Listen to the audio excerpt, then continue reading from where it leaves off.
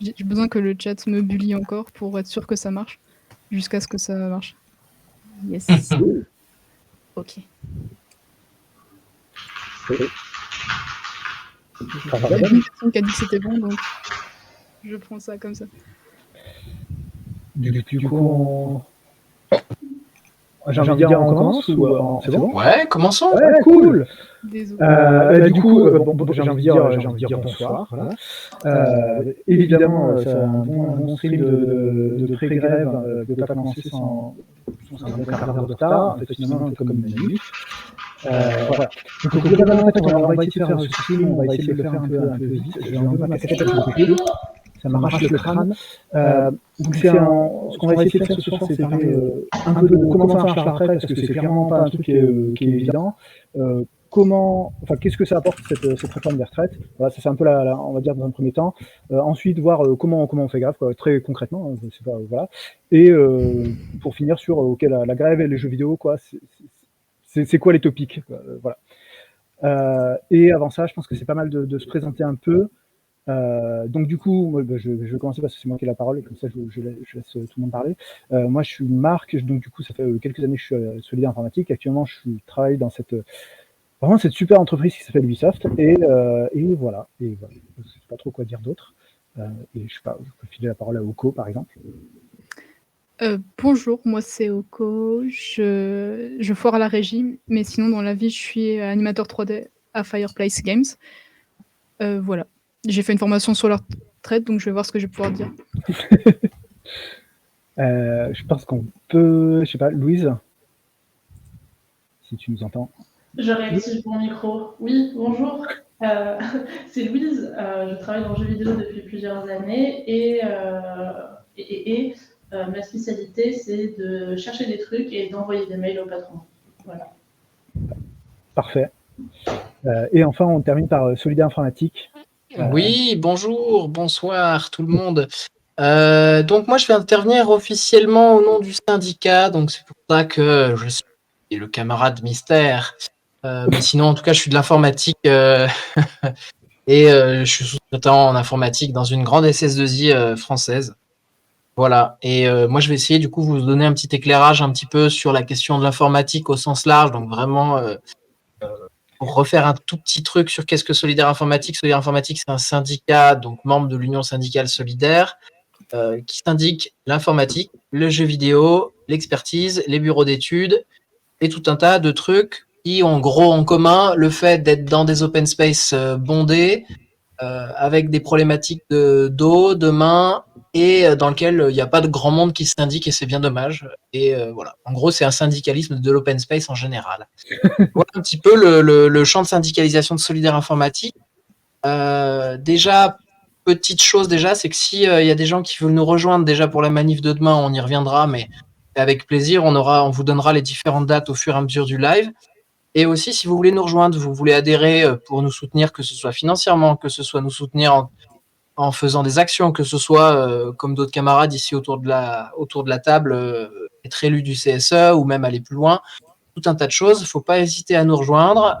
On adapte à tous les besoins. L'idée, c'est à chacun selon ses besoins et à chacun selon ses capacités d'investissement. Voilà, les personnes qui auront la référence auront compris. Mais en tout cas, voilà, il y a vraiment une place pour tout le monde et toutes. Et dernier petit point sur le camarade qui veut se syndiquer. Si tu veux te syndiquer à Solidaire Informatique, on a un petit formulaire, pas ouf, j'avoue, mais on est en train d'y travailler en ligne avec un petit PDF que tu peux remplir et nous renvoyer sur la boîte mail. On prépare quelque chose de mieux. Voilà un petit peu pour Solidaire Informatique. Ou je veux bien que un ou une camarade du JV présente un peu déjà pourquoi le JV est dans le Solidaire Informatique en 2 secondes et aussi on est là ce soir. On commencera à aller dans le vif du sujet. Ouais. Je sais pas, Louis, tu veux le faire comme ça. Sinon, je peux le faire, hein, mais bon. Ok, non. Je sais pas. Elle s'est endormie. Oui, globalement, pourquoi le jeu vidéo, c'est de l'informatique? Parce que, comme tu dis, dans le jeu vidéo, on est aussi dans l'open space. On a les mêmes problèmes d'yeux, d'écran, etc. Et puis voilà, en fait, moi, je crois pas trop qu'il y ait une spécificité particulière dans le jeu vidéo. À part que c'est encore plus le désert syndical et on va dire dans le contre-pouvoir de ce patron. Mais bon, c'est à peu près tout. Voilà. Si, on va dire la spécificité, mais on en avait déjà parlé, c'est que globalement, quand il se passe un truc dans le jeu vidéo, la communauté des joueurs relaie beaucoup les informations. Voilà. Donc il y a ce truc-là, là où toi, dans ta SS2I, quand c'est le bordel, en fait, tu peux être sûr que personne n'en parle. Oui. Nous, quand c'est le bordel chez Ubisoft, ça fait un tollé mondial. Exactement. Ok, moi je vous propose qu'on commence un peu par la première partie. Du coup, c'était sur globalement les retraites, la réforme des retraites. La première question, enfin pour moi le premier truc, c'est de dire en fait comment ça marche un peu comment ça marche la retraite, quoi. C'est-à-dire qu'on entend parler de dire oui, bah la réforme, enfin il y a une question d'âge de départ à la retraite, une question d'annuité, etc. Même de calcul en fait sur le montant des retraites. Est-ce que l'un d'entre vous ou l'une d'entre vous peut détailler ça? Moi, je peux déjà commencer juste pour faire une petite présentation toute courte. Déjà, c'est que déjà, il y a un choix qui a été fait dans le modèle français. Hein, ça a été d'avoir une retraite par ce qu'on appelle par répartition. C'est-à-dire que c'est une retraite dans laquelle, en gros, on cotise tout au long de sa vie et on obtient quelque chose en fait dans un espèce de grand pot commun. Dans certains pays, il y a des retraites qu'on appelle par capitalisation, dans lesquelles, en gros, les plus hauts salaires peuvent mettre de l'argent de côté. Et à la fin, on spécule avec des fonds de pension américains, des choses comme ça. Et après, on se retrouve du coup avec des retraites dans lesquelles, si tu as un très bon salaire, eh ben, tu auras peut-être une très bonne retraite. Mais par contre, les gens qui ont des tout petits salaires, c'est pas fou. Voilà. Et un petit point avant peut-être d'attaquer complètement déjà, c'est qu'on n'est pas de bons, on sera pas de bons techniciens et techniciennes techniques sur la question des retraites. Nous, on est avant tout des syndicalistes qui font du travail de terrain, voilà, dans nos open space, mais pas que. Donc, faudra nous excuser si c'est pas aussi précis que le dirait quelqu'un d'autre. On vous mettra des liens en description, mais voilà. La retraite, en gros, la retraite, voilà, c'est à peu près comme ça. Tu veux peut-être compléter, Oko? Oui, donc comme je disais, donc j'ai suivi une formation, donc j'ai quelques chiffres et les idées en tête. Mais effectivement, je pourrais vous filer de sources, mais je suis pas expert sur la question. Mais voilà, si vous avez des questions, il y a des chances qu'on puisse y répondre. Okay. C'est vraiment vendeur. Du coup, globalement, enfin, c'est actuellement, je crois que l'âge de la retraite, c'est 62 ans. Voilà. Et en fait, comment est-ce que vous pouvez détailler comment ça se goupille entre, on va dire, l'âge de départ à la retraite, le nombre d'annuités et le calcul de thunes que tu touches, quoi? Ouais. Ben, je commence un peu et puis tu complètes. Ouais. On fait comme ça. Du coup, actuellement, l'âge de départ à la retraite, actuellement l'âge légal de départ à la retraite, c'est-à-dire que c'est l'âge à partir duquel, dans un cas normal entre guillemets, on peut partir à la retraite. Actuellement, on ne peut pas partir à la retraite avant 62 ans, sauf certaines professions, sauf certains régimes spéciaux. Bon, je ne rentre pas dans les détails, ça ne nous intéresse pas. Nous, on est dans l'informatique, le jeu vidéo. Globalement, on est plutôt sur 62 ans. Donc, en gros, à partir de 62 ans, on peut prendre sa retraite. Après, si vous avez écouté des membres de votre famille prendre leur retraite ou parler de la retraite, ils vont vous parler de la question de la décote. En fait, pour avoir une retraite complète, il faut avoir un certain nombre d'annuités. Un certain nombre d'annuités, ça veut dire en gros un certain nombre d'années dans lesquelles on a cotisé. Ça veut juste dire travailler. Vous regarderez sur votre bulletin de paye, il y a des petits chiffres et vous dites à chaque fois « Ah, mais je ne reçois pas exactement ce qui est marqué en haut, je ne l'ai pas à la fin. » Et bien en fait, si vous l'avez, on appelle en fait un salaire différé. Vous l'avez par exemple dans la question de la retraite, dans la question de la santé. Et donc du coup, il faut valider par année plusieurs trimestres pour avoir une annuité. Avant, on était sur 40 annuités. Et là, on passerait, de ce que j'en avais noté, je me suis peut-être trompé, mais on passerait à 43 annuités. C'est-à-dire qu'à partir du moment où vous êtes rentré dans l'emploi, je ne sais pas comment ça se passe pour le jeu vidéo, mais ce sera l'occasion d'en discuter, mais la plupart des salariés de l'informatique, souvent, sont plutôt avec des diplômes en bac plus 1, bac plus 2, bac plus 3, bac plus 4, bac plus 5. Donc, du coup, le démarrage sur le marché du travail est plus tard. Et donc, il faut compter 40 annuités ou 43 annuités avec la réforme qu'on nous pose à partir du moment où vous avez commencé à travailler. Vous avez commencé à bosser à 25 ans, vous comptez 43 annuités. Vous voyez un peu ce que ça fait. Voilà, sachant que... Voilà. c'est 40 annuités avant la réforme. Donc, si tu as commencé à taffer à 25 ans, ça fait 65 ans. Et donc, du coup, le principe on va dire, la perte qu'on va avoir avec la réforme des retraites, on va y revenir un petit peu après. Du coup, là-dessus, au-delà de, on va dire, la décote, etc., en gros, tu as un montant de thunes qui est calculé. Et arrêtez-moi si je me trompe, mais qui est calculé sur les 25 meilleures années. Ça, il faut savoir que les 25 meilleures années, en fait, ça n'a pas toujours été comme ça. Hein. Il y a une dizaine, j'ai plus la date en tête, mais il n'y a pas si longtemps, c'était seulement les 10 meilleures années. Oui. Parce que, voilà. La réforme des retraites d'avant, ouais. Oui, d'accord. Donc ça doit être celle de 2014. Non, encore avant, je pense, je sais plus, mais. Celle de 2010, hein. Ça va être le sujet d'après.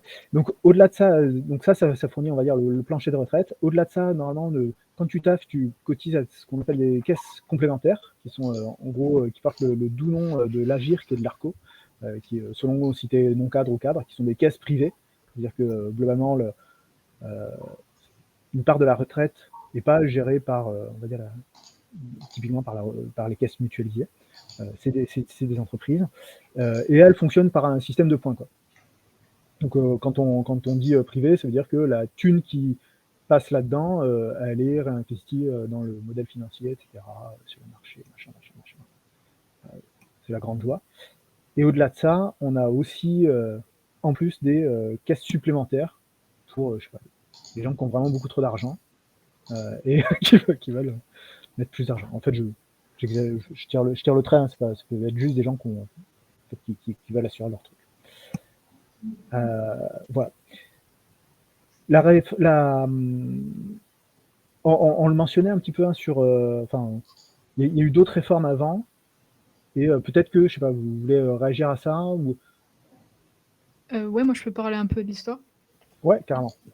Promis, je ne vais pas commencer avec Colbert, qui a mis en place ça pour que les marins ne se barrent pas chez les ennemis.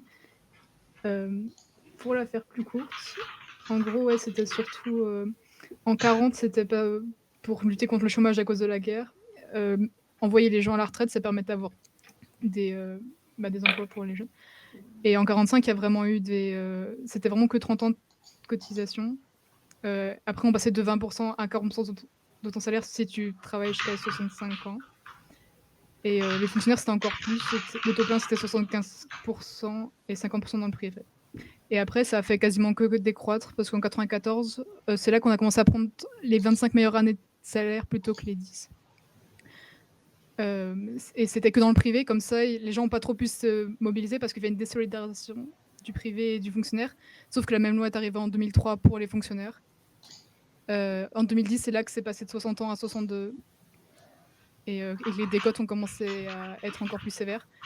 Et en 2014, c'est là qu'il faut que ce soit 43 ans de cotisation. Voilà, c'est ce que j'ai noté. Donc en fait, on fait que de décroître sur nos droits depuis des décennies. Depuis que les communistes étaient au pouvoir, quoi. J'ai envie de dire. Ouais, là-dessus, en fait, il y a un truc, moi, qui était relevé par un économiste et qui est assez marrant, c'est que finalement, en fait, on présente toujours, la réforme des retraites arrive toujours comme étant, tiens, on a la solution, il y a le problème du déficit ou on va dire de la faillite du système des retraites, mais vous savez quoi, on a la solution. Et donc, là, ils rognent les droits, et ils font ça tous les 5 ans. Et moi, je trouve ça fabuleux, c'est que, apparemment, ça passe tous les 5 ans, on accepte ça.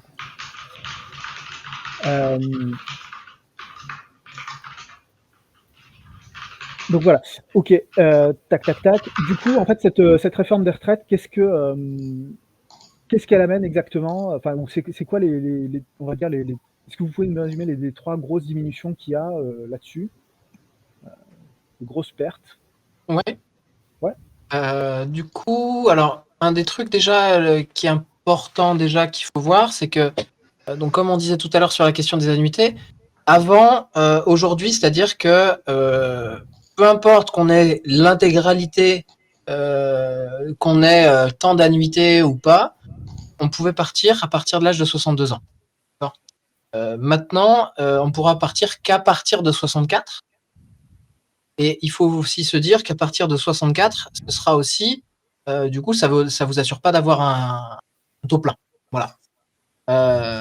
Sachant que il qui est important aussi sur ces questions de retraite. Je suis désolé, je suis un peu fouillis, j'ai pas assez préparé mes notes, sinon c'est pas rigolo. Mais il y a des questions en fait importantes, c'est-à-dire que actuellement la retraite, elle a été conçue plutôt pour des carrières d'hommes. Et des carrières d'hommes dans lesquelles, globalement, en fin de carrière, on commençait à avoir des salaires importants. Donc, quand on est généralement, à l'époque, c'est le cas, je pense, de moins en moins aujourd'hui, dans des entreprises un peu du privé, avec des droits sociaux importants, des syndicats, on avait plutôt une courbe en fait de salaire qui montait de plus en plus. Donc, le calcul qui était fait sur les 10 meilleures années, c'était très intéressant. Sur les 20, un peu moins, mais ça va favoriser énormément, le système actuel favorise énormément les carrières d'hommes, mécaniquement. D'autant plus que sur les carrières de femmes, généralement, on aura plutôt des périodes de chômage, des périodes, par exemple, qui peuvent être parfois pour gérer les personnes qui sont en dépendance, que ce soit les enfants, que ce soit les personnes âgées, etc. Enfin, c'est souvent la charge aux femmes là-dessus. La question, par exemple, que je vois dans le chat, qui dit que ça ne passe pas directement à 64 ans, ça va se faire progressivement. Ça, c'est actuellement ce qui va se passer.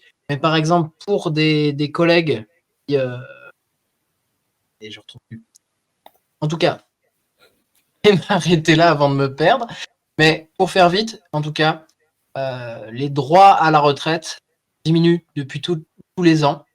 Actuellement, l'une des priorités du gouvernement, ce serait de dire on va favoriser l'emploi des 55 ans et plus. Sauf qu'en fait, il y a un chiffre qui est important, c'est qu'en fait, il y a 30 à 40% des personnes qui ont 55 ans qui sont déjà en fait au chômage, qui ne retrouveront pas d'emploi. Parce que c'est bien connu qu'un patron qui embauche des gens à 60 ans, j'en ai pas vu beaucoup. Voilà. Donc il y a une volonté claire aujourd'hui dans la stratégie économique du gouvernement. Alors, on peut le dire souvent, mais c'est de travailler plus pour gagner plus, voilà. Avec un objectif, c'est d'avoir un objectif de pression des salaires, c'est-à-dire d'être de moins en moins regardant sur les conditions de travail. Et la stratégie économique qui est mise en place aujourd'hui, elle est très simple. On baisse les impôts pour les entreprises, on va baisser les charges. Oh, c'est dur les charges, les pauvres entreprises. On va faire du chômage partiel, on va faire tout un tas de choses. Et en contrepartie, on va baisser les dépenses publiques. Et une manière de baisser les dépenses publiques, c'est très simple en fait, c'est de s'assurer que moins de gens aient la retraite ou ils aient des retraites publiques. C'est vraiment une logique du patronat, du gouvernement, clairement, de faire pression sur les salaires et donc de nous presser un petit peu plus le citron là-dessus. Voilà. Je peux compléter, Oko, parce que je suis parti dans tous les sens. Ah oui, c'est vrai, là, je remarque le plan et je sais pas trop. Non, de toute façon, il n'y a pas de plan pour la révolution, il paraît. C'est vrai, sur les cotisations, comme tu dis, c'est une des mesurettes que le gouvernement disait, c'est genre, mais on va augmenter les cotisations patronales, sauf qu'elles augmentent seulement de 0,1 point, et à côté, les cotisations pour l'assurance maladie vont baisser de plus. Et sachant que si jamais la retraite à 64 ou de 62 ans, ça va exploser les arrêts maladie, donc c'est vraiment pas la meilleure stratégie, quoi. Donc oui, non, les cotisations patronales, c'est pas vraiment ça, quoi. Ouais, en fait, moi, je peux bloquer là-dessus, c'est-à-dire que, et puis après, on passe sur un autre sujet, mais clairement, en fait, en repoussant l'âge de la retraite, concrètement, c'est déplacer, on va dire, la part de gens qui sont à la retraite vers soit des gens qui sont en arrêt maladie longue durée, etc., soit qui dépendent de minima sociaux, soit qui sont au chômage. Donc, tu fais, en fait, quelle est la logique derrière? Et en fait, oui, bien sûr qu'il y a une logique derrière, c'est celle de de mettre la pression sur les travailleurs. Parce que tu te dis, les gens qui dépendent des minima sociaux, en fait, ils ont quand même un salaire de merde. Voilà. Sachant que, juste un truc aussi pour compléter, il y a plusieurs sujets sur cette question, c'est-à-dire qu'il y a aussi en fait un jeu de calcul qui paraît complexe à comprendre. Alors, on a quand même l'avantage d'avoir une réforme qui est pour le coup assez facile à comprendre, c'est-à-dire vous allez bosser plus et vous allez crever avant d'aller à la retraite. C'est à peu près ça le plan et c'est plutôt très clair et c'est très bien parce que ça permet de mobiliser large. Mais en tout cas, ce qu'il faut voir, c'est que il y a un but derrière, c'est aussi de décaler. On sait que par exemple, une grande partie des salariés vers l'âge de 55 ans ou autres vont être plutôt dans des invalidités à cause du travail qui est pénible, mais aussi à cause du fait qu'en fait, on est souvent usé par le travail et cassé. Et donc du coup, les gens vont être plutôt en inaptitude médicale ou au chômage ou en arrêt maladie ou ce genre de choses. Et donc du coup, c'est une manière de décaler le coût aujourd'hui de la retraite Hein, c'est-à-dire qu'en gros, quelqu'un qui a de la retraite de 60 à 62 ans, s'il est en maladie, bah, on va dire, c'est la retraite qui paye. Et dans le cas où on est plutôt sur un système salarié, c'est-à-dire que la personne est encore salariée, ben, là, ce sera plutôt sur nos cotisations à nous. Ce sera sur notre salaire différé, sur le fait qu'on paye des cotisations, etc. Donc, c'est vraiment une manière aussi de décaler les frais vers notre pomme, quoi. Yep. Ok. D'ailleurs, en fait, moi, bon, alors, évidemment, pour tous ceux qui écoutent le gouvernement, faut pas faire ça, hein, vraiment, mais parfois on y est contraint, ou qui allument la télé, tu vois, et là tu tombes sur Ne faites jamais ça. le mur des éditocrates qui essayent de te vendre le truc. Et alors du coup, moi ils me disent, mais la retraite, en fait, cette réforme elle est nécessaire parce que sinon, bah, tout le système de retraite est en faillite, quoi. Et je suis obligé de les croire, quoi. Parce que je suis obligé de les croire. Ils le disent sur BFM, alors c'est vrai, quoi.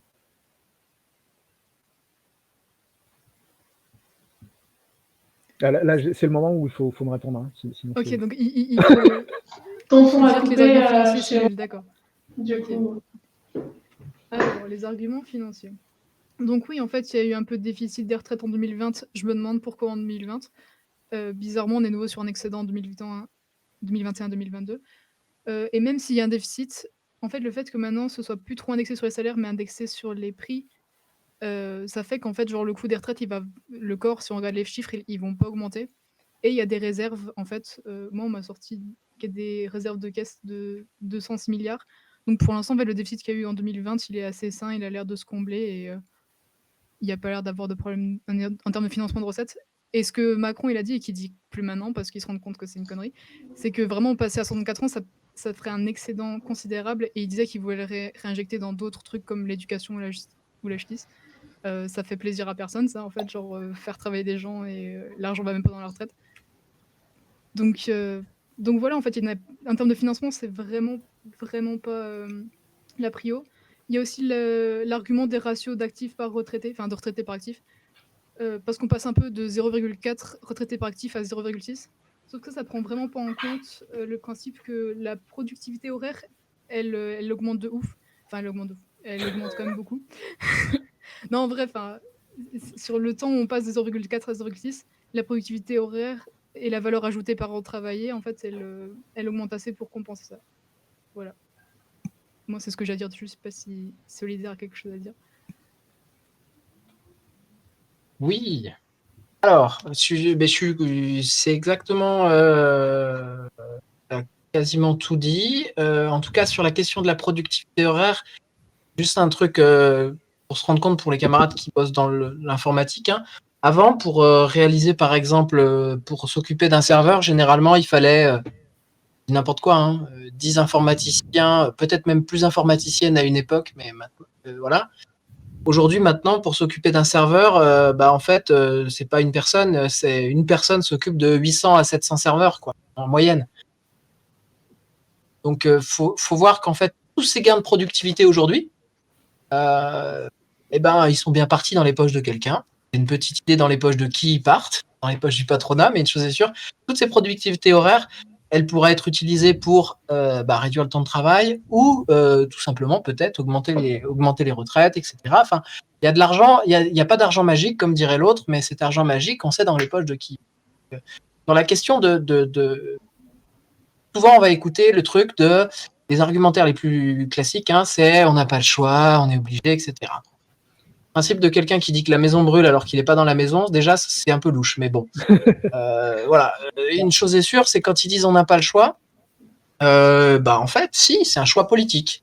Il y a des lignes comptables, hein, par exemple, aujourd'hui faire un investissement et donner, par exemple, des fusils d'assaut aux militaires, ou par exemple acheter des Rafales ou investir dans le Qatar ou que sais-je, c'est un choix politique.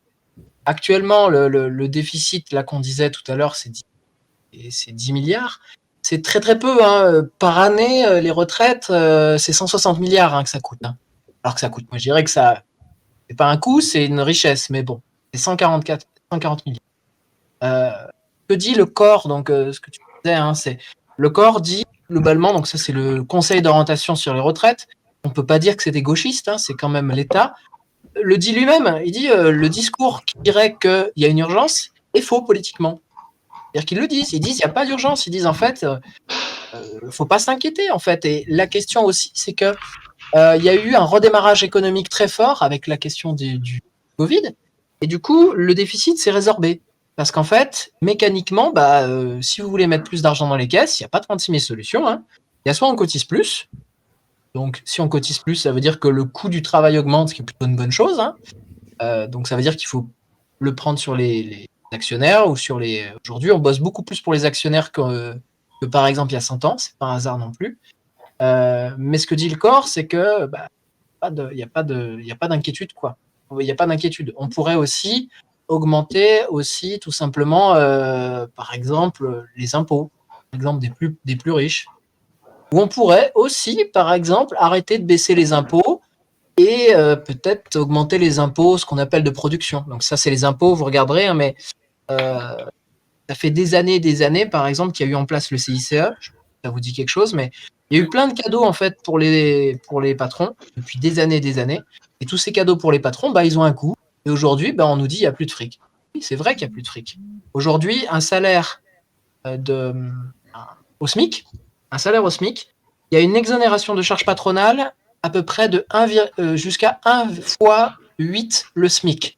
C'est-à-dire qu'en fait, un salarié qui reste au SMIC ou un tout petit salaire, va coûter très peu cher en termes de cotisation sociale. Donc tout ça, c'est un manque à gagner dans les caisses qui est énorme. Et donc aujourd'hui, ils ont créé le manque à gagner. Et après, ils nous disent, regardez, il y a un manque à gagner, vous consommez trop, il va bien falloir qu'on arrête la folie, quoi. C'est le même principe avec le public, c'est le même principe, on casse le public et après on dit, mais regardez, on est obligé de mettre du privé, le public est cassé. Enfin, toujours le même principe. Hein. C'est les pompiers incendiaires, quoi. Bon, là, tout de suite, tu craches sur les subventions. Oui. Alors qu'un tiers de mon salaire d'Ubisoft est payé par l'argent public. Il y a un autre argument qui tombe souvent, c'est celui de l'espérance de vie, quoi. Et c'est de dire, c'est normal, l'espérance de vie, elle augmente, donc voilà, c'est normal. Et alors, moi, ça me fait marrer parce que, de fait, l'espérance de vie, elle a arrêté d'augmenter, quoi. Puisque depuis un bout de temps. Et puis, il y a un autre truc qui est que il y a le côté l'espérance de vie et l'espérance de vie en bonne santé, quoi. Et l'espérance de vie en bonne santé, aujourd'hui, c'est je crois, c'est entre 60 et 63 ou 64 ans, selon que c'est un homme ou une femme, ce qui correspond finalement à l'âge de départ à la retraite à laquelle ils veulent te faire partir, quoi. Donc, en moyenne, les gens, ils veulent que les travailleurs soient en bonne santé, et soit finalement, après tout, que les retraités soient pas en bonne santé, ils s'en foutent. Et moi, ça m'interpelle. Enfin, je trouve que ça dit un truc quand même sur qu'est-ce que l'État attend de sa population. Sachant que... Attends, ça marche ou pas? Oui, ouais, ok. J'ai la vidéo qui décale, un peu désolée. Sachant qu'en plus, quand on sort ce genre de data, c'est qu'il nous parle de l'espérance de vie à la naissance, ce qui est un argument de mauvaise foi ultime parce que l'espérance de vie change pour les personnes, que ce soit en fonction de leur vie, en fait. Donc, quelqu'un qui travaille avec des produits chimiques toute la journée ou qui travaille dans des métiers manuels et artisanaux pendant des années et des années, va avoir une espérance de vie qui va être impactée différemment de quelqu'un qui est un rentier qui loue 3 immeubles sa vie, tu vois. Et de fait, les personnes qui travaillent toute leur vie, notamment dans des métiers physiquement difficiles, sont des gens qui ont l'espérance de vie qui est bien en deçà des 63 ou 64 ans de la moyenne générale, en fait.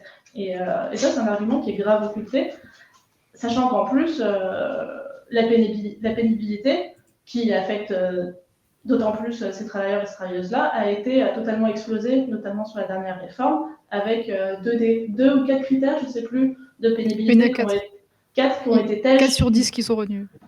Ouais. Et en plus, j'ai plus les chiffres, mais oui, voilà, moins de 2% des salariés bénéficient d'un départ anticipé pour pénibilité, alors que 40% des métiers ont au moins un critère de pénibilité. Donc c'est pas genre vraiment juste quelqu'un qui soulève des putains de pierres de taille toute la sainte journée. Hein, genre 40% des métiers, ça fait beaucoup de gens.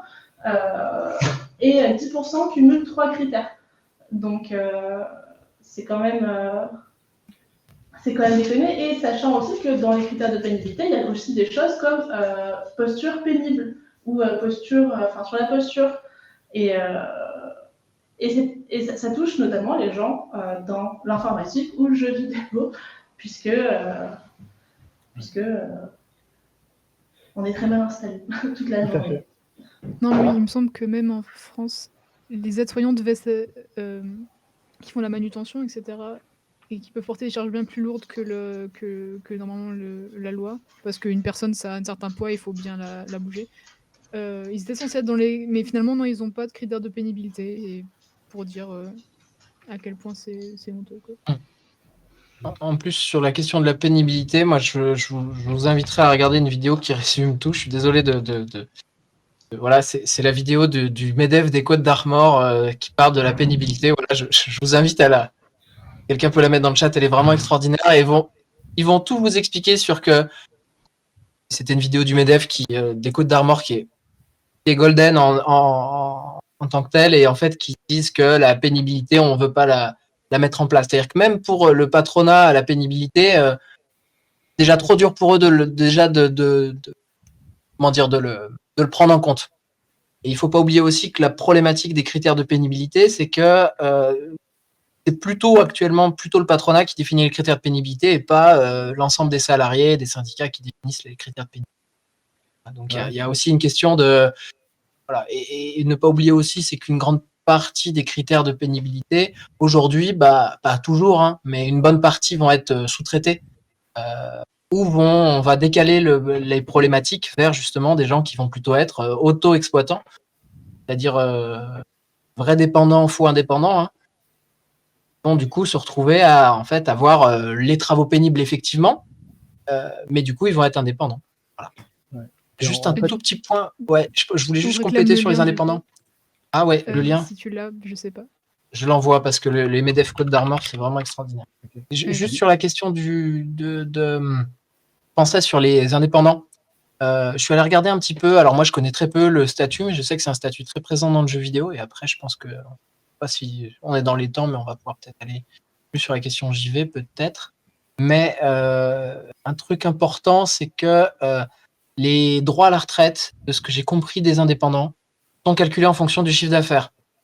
Alors, il y a une histoire d'abattement forfaitaire. Moi, j'y comprends rien, mais une chose est sûre, c'est qu'en fait, plus on a un salaire et un chiffre d'affaires important, plus on va valider de trimestre et plus on va cotiser pour sa retraite. Donc, encore une fois, on se retrouve avec des inégalités très fortes dans lesquelles les indépendants qui vont plutôt marger et faire beaucoup de fric vont plutôt bien s'en sortir.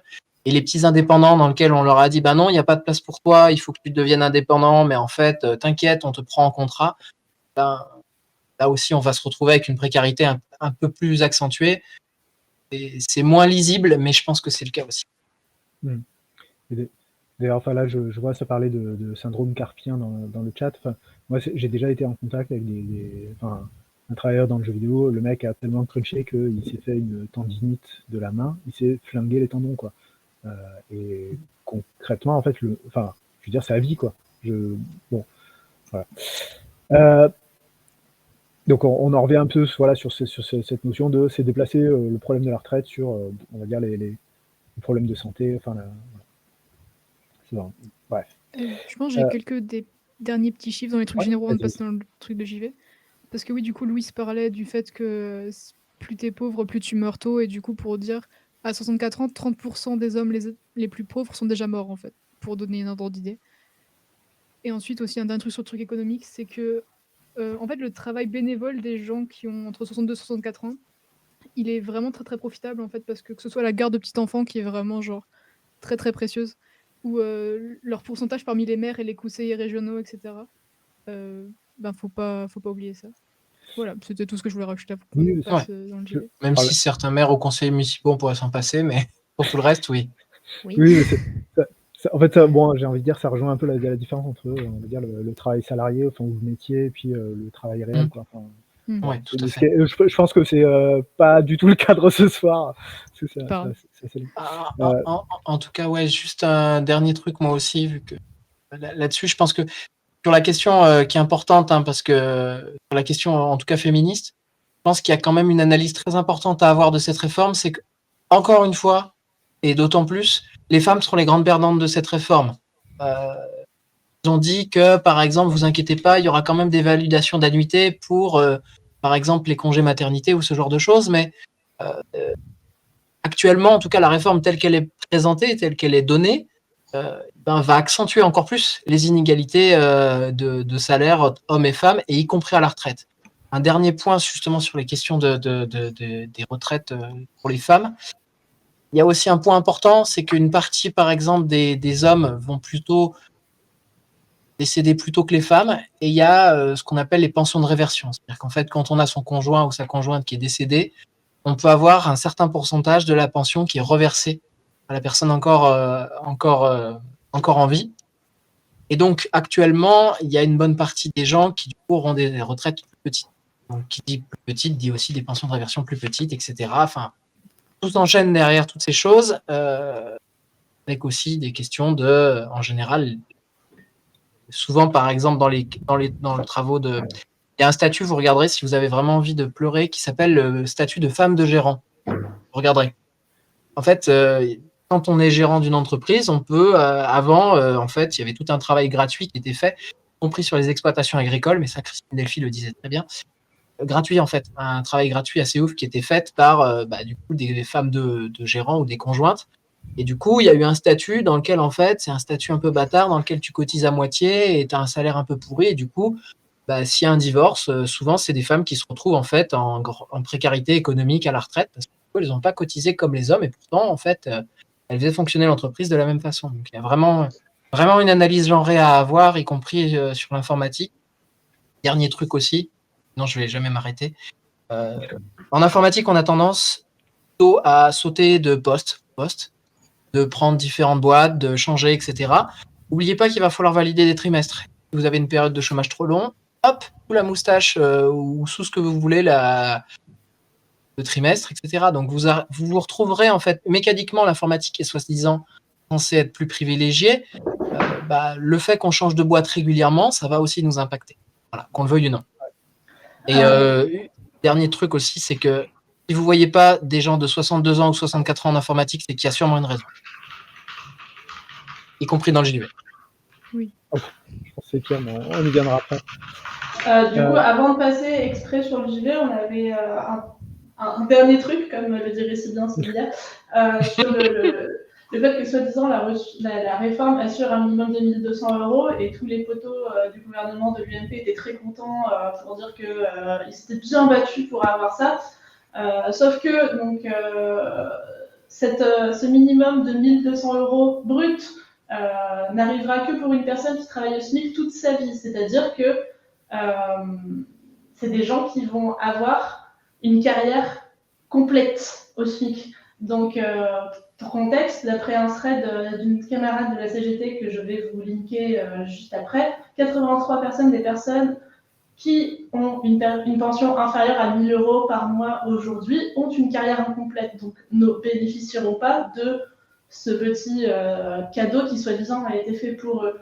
Et cette revalorisation, qu'on met entre guillemets, n'arrivera que pour les nouveaux retraités, pas les actuels. Et c'est toujours sous le seuil de pauvreté. Hein. Non, pardon, c'est 100 € de plus que le seuil de pauvreté. Mais... Même en net ? Non, je sais juste que 1 100 € brut, c'est 100 € au-dessus du seuil de pauvreté, ce qui est pas génial. Ouais, effectivement, j'avais vu passer un truc Mediapart où ils disent bon voilà, on a étudié genre 2,5 millions de carrières et ça touche 40 personnes. Bon, et en fait, il faut aussi avoir en tête que qui touche en gros un SMIC à vie, enfin, il faut bien voir que qui touche un SMIC, globalement, c'est quand même des métiers qui sont souvent très peu valorisés, très pénibles, etc. Enfin, et en fait, bon, voilà. Pour vous donner un chiffre, parce que ça casse, enfin, c'est souvent des métiers qui vont casser les gens. Quoi. Voilà, et regardez les salaires médians. Si jamais vous voulez regarder, par exemple, aujourd'hui, le salaire médian qui est à peu près à 1 700 €, je crois à peu près net. Aujourd'hui, ça veut dire qu'en fait, 50% des salariés aujourd'hui sont à un salaire en dessous de 1 700 € par mois. Par contre, si vous regardez le salaire moyen, vous allez plutôt être à 2 400. Donc, ça veut quand même dire qu'il y a 50% des salariés qui sont en dessous de 1 700 € net. Donc, ça veut dire qu'en fait, on a une majorité des salariés qui, en fait, sont toujours au SMIC et seront toujours dépendants en fait du SMIC. Moi, si ça vous va, je propose qu'on conclue un peu là-dessus. Enfin, c'est-à-dire Ouais. ce qu'on a vu, c'est quoi? C'est que c'est un peu une réforme. Enfin, c'est à la fois une réforme, comment on pourrait dire, une réforme de merde, et bon, qui est appuyée par aucun argument en fait crédible. Donc, c'est clairement une réforme qui est assez idéologique. Je pense qu'on a déjà un peu discuté de ça. Alors après, on peut mettre peut-être, si vous voulez, des références sur les instituts type Oxfam, etc., qu'on travaillait là-dessus. Mais bon, ouais. Enfin, on le voit. Enfin, c'est le gouvernement n'arrive pas à argumenter son truc parce qu'il n'y a pas d'autre raison que juste voilà, filer de la thune aux patrons, filer de la thune aux actionnaires, et voilà. J'aurais Ouais. voulu juste un dernier truc, Ouais. sinon c'est pas rigolo. Un truc qu'on n'a pas dit, faut le voir aussi que cette réforme, elle a un intérêt aussi très concret sur une partie du patronat qui va gérer les retraites complémentaires, mais aussi les retraites par capitalisation. Donc il y a tout un tas en fait de boîtes qui ont un intérêt concret à qu'en fait les retraites soient minuscules pour que plutôt que de mettre ton fric dans le pot commun qu'on appelle la sécurité sociale, et ben que tu le mettes dans le pot capitaliste qui va engraisser des fonds de pension américains. Donc il y a vraiment il y a un double, il y a plein d'enjeux dans cette réforme, mais en tout cas une chose est sûre, c'est que nous on sera là et on va. Est-ce qu'il y a des capacités de nuisance spécifiques à l'informatique? Oui, le sabotage, mais c'est pas spécifique à l'informatique. Tu as raison. On va pas en parler. C'est interdit, monsieur. Alors c'est interdit, mais par contre c'est un beau slogan. Mais c'est vrai qu'on est toujours, comme je dis, un verre d'eau de l'open space qui disjoncte. Et en fait, en vrai, chez Solidaire, en fait, en vrai, on sait, enfin, nous, en gros, hein, pour porter un peu les revendications de Solidaire, c'est quoi? C'est de dire, en fait, il faut d'abord qu'on revienne un peu sur les 60, le départ à 60 ans au max, en fait, hein, c'est-à-dire que ce serait pour les emplois pénibles, c'est plutôt 55 ans, et ça, pour nous, c'est vraiment le minimum de la revendication, en fait. Pareil, revenir sur les 37,5 annuités, ce qui était le système, je crois, d'avant 2010, si je ne me trompe pas. D'avoir des pensions de retraite qui sont, on va dire, au SMIC au minimum, sachant que, pour rappel, les revendications solidaires sur le SMIC, c'est 1700 net. Alors, c'est chez Solidaire, hein, chez la CGT, ça va être 2000. On a chacun nos petites chapelles. Et un calcul qui est sur revenir sur les 75% des 10 meilleures années. Clairement, en fait, là-dessus, et ah oui, pardon, oui, ça je terminerai là-dessus. Et clairement, en fait, il y a, enfin, le combat à mener aujourd'hui, il est bon, d'abord de repousser la retraite, regagner les droits qu'on a perdus durant ces dernières réformes, et porter le fer plus loin, en fait. Et c'est là où il y a une des revendications solidaires que je trouve particulièrement intéressante, qui est de dire il faut qu'on supprime le système de points Agirc-Arrco et qu'on revienne sur un système purement mutualisé. Et comment on fait ça? J'ai envie de dire, il y a une méthode qui marche bien parce que ça sert un peu ma transition vers vers le point suivant, et qui s'appelle Orio, la grève. La grève. C'est la grève. Voilà. Du coup, la grève, normalement, ça commence demain, et j'ai envie de dire, je pense que c'est important de revenir, mais peut-être pas s'étendre des heures dessus, mais revenir rapidement sur voilà, comment on fait grève, d'abord, qui peut faire grève? Quoi les règles? Il faut nous expliquer les règles. Comment qu'on fait grève? Tout le monde peut faire grève, mais dans le public, des fois, il y a 48 heures de préavis, mais à part ça. Ouais, c'est ça, ouais. C'est-à-dire qu'en fait, nous, dans le privé, dans l'informatique, en fait, qui peut faire grève? Tout le monde. Voilà. Parce qu'il faudrait, pour pas faire grève, il faudrait qu'il y ait des accords. Typiquement, dans le jeu vidéo, il n'y a aucun accord, hein, puisque pour avoir un accord, il faut une délégation syndicale. Donc, qui peut faire grève? Tout le monde. Comment on fait grève? On prévient son patron si on est gentil, en disant bonjour, je vais faire grève tel jour. Si on en a rien à foutre, on ne le prévient pas. On le prévient en revenant. Et si on est vraiment un peu sauvage, on ne le prévient pas du tout. Et ça veut dire que s'il ne le remarque pas, tu as gagné ton salaire. Est-ce que. Juste sur du coup la question des grèves un petit peu, pour revenir un tout petit peu sur le droit de grève, ce qui est très important, c'est que déjà, donc le privé, effectivement, il y a deux règles dans le privé, c'est-à-dire c'est soit on suit un appel fait par un syndicat qui couvre son secteur, s'avère que Solidaire Informatique en a fait un pour vous. Donc voilà, vous n'avez plus d'excuses. Voilà, on a appelé à la grève générale. Donc si vous n'êtes pas là, on pourra dire que c'est de votre faute. Voilà. Non, mais plus sérieusement, voilà, il faut soit suivre un appel qui couvre votre secteur, leader informatique, soit être deux de la même entreprise et donner ses revendications à l'employeur. Je vous l'explique ça pour une raison très précise, c'est que si vous êtes sur un open space, par exemple, dans une cascade de sous-traitance, et que vous avez par exemple 50 boîtes différentes, et par exemple, vous allez, pour le cas des retraites, c'est facile, vous êtes couvert, il n'y a pas de souci, mais pour d'autres grèves, vous ne pourriez pas, par exemple, faire une grève dans l'open space, elle ne serait pas légale, c'est-à-dire que vous ne pouvez pas. Mais c'est là où il faut passer par le syndicat qui ferait un appel en disant on appelle à la grève, voilà, tous les gens de l'open space à tel machin, et comme ça couvre tout le monde. Mais une chose est sûre, c'est que si vous faites grève sur une raison sectorielle, vous restez jamais seul, vous venez nous voir, on en discute, et voilà. Et après, je ne sais pas qui veut répondre à la petite question de Solipticide. Une question. Oui.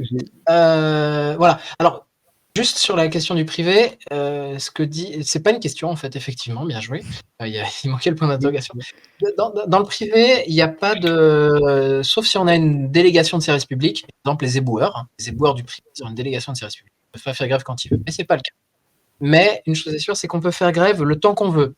Il n'y a pas de délai de prévenance. C'est-à-dire, imaginons, exemple, que vous êtes en train de faire la compilation pour un jeu très attendu. Imaginons, je donne des exemples, et que c'est le moment où en fait personne d'autre peut travailler si le truc n'est pas fini. Vous mettez en grève à ce moment-là, restez sur votre lieu de travail quand vous êtes en grève, vous donnez les revendications à votre employeur, et il n'a pas le droit de vous remplacer normalement par des non-grévistes. Une chose est sûre, c'est que vous pouvez faire grève le temps que vous voulez. Si par exemple, vous êtes caissier à Carrefour et qu'en fait, tous les soirs, de 18h à 20h, c'est là où il y a le plus de monde, vous pouvez faire grève à chaque fois en mode surprise de 18h à 20h. Donc, vous pouvez faire grève 10 secondes. À 11h. Voilà. Vous avez, en tout cas, quand il y a un appel qui couvre votre secteur, ou quand vous êtes deux, vous pouvez cesser le travail pour la durée que vous voulez, pour le temps que vous voulez. On ne peut pas vous sanctionner. Ça, c'est sur le papier. Dans les faits, c'est plus complexe que ça. C'est ça. C'est des primes qui sautent. Oui, voilà. Tout à fait, chez RAF 29. Il n'y a pas de lien de subordination pendant la grève. Votre employeur va pouvoir, en gros, vous retirer de votre salaire, enfin, retirer la période grévée de votre salaire. Mais en fait, en vrai, si tu grèves pendant ton jour de compilation, en gros, tu décales la date de sortie de ton jeu.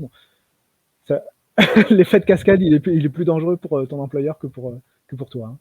Après, effectivement, dans les représailles qu'il peut y avoir, enfin, l'entreprise, effectivement, si vous jouez trop au con, ils vont vouloir mettre en place des représailles, mais il faut savoir que ces représailles, elles sont illégales, quoi.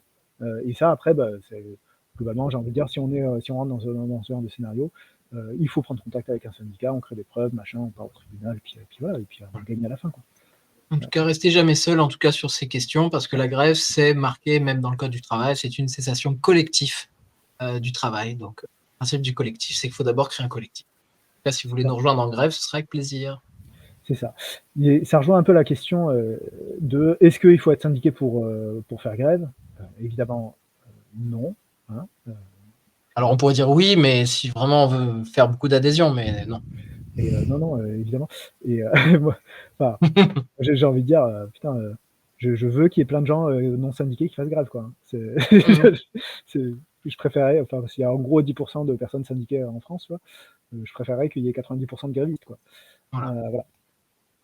Et alors, la dernière question pour moi qui me vient, c'est est-ce que la grève, ça veut dire la manif?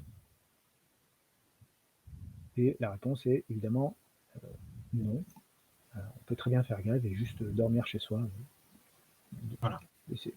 En fait, il y a un truc qui est éminemment, que je trouve très important dans l'acte de grève, qui est de se réapproprier le temps de travail, quoi. C'est-à-dire qu'en vrai, on a tous accepté qu'on allait vendre 35 heures de notre temps par semaine à un patron, ou plus. Et c'est quand même curieux, quoi. C'est un truc que j'aimerais trop rediscuter, mais bon, en termes de principe de société, ça me laisse quand même un peu perplexe. Est-ce qu'on a fait un peu le tour de la grève? Moi, j'avais une question de moi-même, le syndicat. Comment on est comptabilisé quand on fait grève? Alors normalement, je peux répondre. Désolée, j'ai pas du tout préparé. C'est une très bonne question. Non, c'est une très bonne question qui nous vient régulièrement. Sur la question de est-ce qu'on est comptabilisé, en fait, il faut savoir quel est l'enjeu de la grève. Si l'enjeu de la grève, en tout cas, nous, on pense que l'enjeu de la grève, c'est pas qu'une question de nombre, c'est surtout une question de rapport de force. C'est-à-dire qu'en fait, il illustre un rapport de force qui est déjà présent et qui est en train de se construire de l'industrie de l'informatique, en tout cas, dans notre cas, dans notre secteur. Et c'est ça qui est important. C'est plutôt le rapport de force et notre capacité aussi à mettre dans l'action, à mettre dans la lutte des collègues. Ça, c'est vraiment pour nous la question de la grève en tant que telle, c'est ça. Après, pour être comptabilisé, souvent on parle d'être comptabilisé gréviste, ça c'est plutôt dans le public. Que dans le public, en fait, par exemple, il y a un retrait de salaire qui est plus important. Je me rappelle plus des règles, mais il y a une histoire où en fait on peut pas faire grève comme nous. On n'a pas un droit de grève aussi fort dans le public, même si le public est soi-disant privilégié, mais c'est pas vrai. Et donc dans le privé, on a un droit de grève beaucoup plus important. L'employeur n'est pas obligé de faire de comptabilisation de grève, globalement. Lui, il va pas nous aider en fait à nous compter. Normal, il va pas se dire ah bah tiens, si j'étais solidaire informatique, à se rendre compte qu'en fait qu'ils sont plus nombreux que prévu. Bah non, surtout pas. Donc l'employeur donne rarement les chiffres de grève, sauf si c'est pour nous humilier. Il le donne généralement, par exemple, les chiffres de grévistes, plutôt dans le public, par exemple, ou dans les anciennes entreprises du public, comme Orange, par exemple. Mais pour être comptabilisé gréviste, une des façons, c'est d'être dans la rue, parce que c'est une manière de se compter. Voilà. C'est-à-dire que la manifestation, elle a un intérêt clair, ça permet de se compter, ça permet de voir nos forces, et ça permet aussi de, des fois, convaincre d'autres collègues. Donc du coup, voilà, il n'y aura pas forcément de comptabilisation de grévistes, mais on pourrait penser peut-être à Solidaire Informatique, faire nous-mêmes une comptabilisation, par exemple, ce qui serait peut-être intéressant. Oui, oui, alors, effectivement, les syndicats peuvent compter effectivement les gens dans les entreprises, ou en tout cas, pas à travers les sections dans les Par entreprises exemple, dans hein. lesquelles ils sont présents, etc. Bon, je- Ça répond à ta question, du coup? est-ce Oui, qu'il y a merci. d'autres questions dans le chat? Moi, j'en vois pas. Très bien. Bah, du coup, c'était assez rapide. Du coup, oui, parce que c'est un truc qui revient. Globalement, comment est comptabilisé enfin, qu'est-ce que c'est l'influence de la grève sur le salaire? C'est plus ou moins du coup. Alors, je crois que le code du travail définit pas complètement ce que c'est, mais ça rentre en gros dans le cadre du congé sans solde. Alors si, ça définit complètement. Ouais. C'est-à-dire Ah, qu'on n'a pardon. pas le droit de... il ne doit pas être indiqué la présence de la grève sur votre bulletin de paye. Oui, tout à fait. D'accord? C'est-à-dire qu'il est marqué comme étant congé sans solde.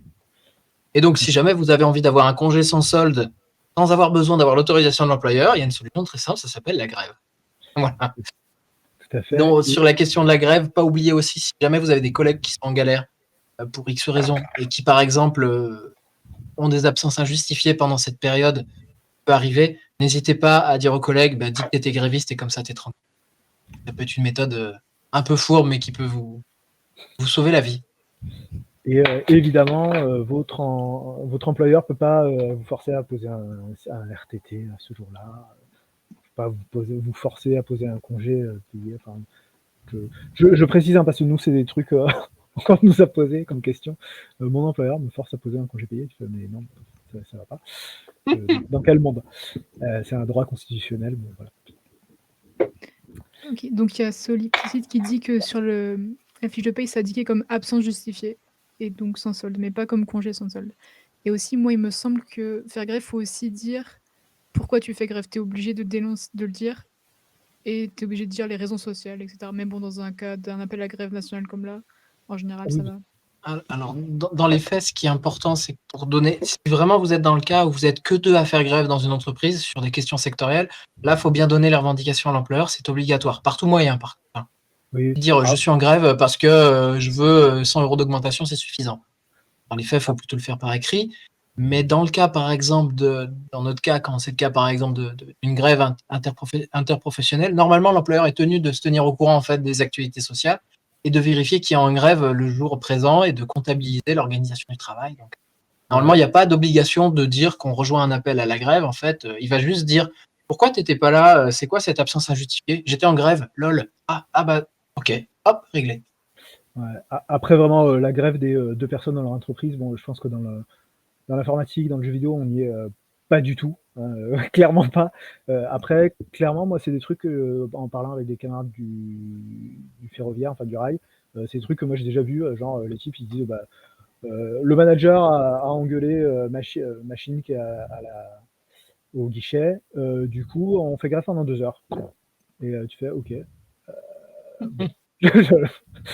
Et en fait, je pense que en vrai, perso, enfin, je me demande si localement, c'est pas beaucoup plus efficace que les appels nationaux, etc. Bref. En tout cas, voilà, n'hésitez Je suis pas. La fermé. question du droit de grève, c'est vraiment un droit qui est hyper large, hyper puissant, hyper fort, en tout cas dans le droit français. Utilisez-le, sinon, voilà. Et comme une épée, ça va s'émousser si on l'utilise pas, donc utilisez-le régulièrement, n'hésitez pas. Et ouais, et le dernier truc, et c'est un peu pour finir là-dessus, faut vraiment se poser la question de, faut gréver stratégique, quoi, tu vois.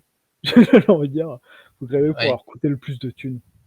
Exemple, ne faites pas une grève après la sortie d'un produit important de votre entreprise, mais grèvez bien au moment où le produit est le plus stratégique. Donc, quand vous faites de l'informatique, si vous déployez une application, le moment où vous avez cassé l'application et que vous allez déployer une nouvelle version, la grève à ce moment-là, c'est la plus efficace.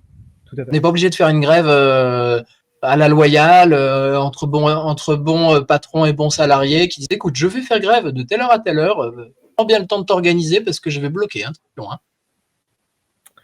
Dirait Bruno Le Maire, ne bloquez pas le pays. Je pense qu'on a fait le tour de la grève. En fait, à chaque fois que j'ai dit ça, on est revenu dessus, mais je pense qu'on a fait le tour de la grève et voilà. Je propose qu'on passe du coup sur le sujet plus jeux vidéo. Ça vous va? Allez. Oui, moi j'ai plein d'infos que j'ai envie d'écouter. Ouais. Alors moi, c'est un peu la partie que j'ai un peu travaillé. Alors pour nous, clairement, en fait, il y a quand même un truc qui est très très spécifique dans le jeu vidéo par rapport à la retraite, en tout cas. C'est que je crois aujourd'hui que personne dans l'industrie du jeu vidéo n'est parti à la retraite. Et ça, bon, il y a quand même pas de masse d'industrie, enfin, ou de secteur où tu dis, bon, mais en fait, personne n'est parti à la retraite. Moi, j'ai compté, enfin, j'ai vérifié hier sur le bilan social de mon entreprise. Et en gros, des types, dans le personnel, tu vois, personnel qui a plus de 55 ans, il y a une personne. Donc bon, c'est clairement pas comment dire, une considération que les gens ont actuellement. Enfin, en tout cas, qui les concerne pas immédiatement, quoi. C'est pas un souci immédiat.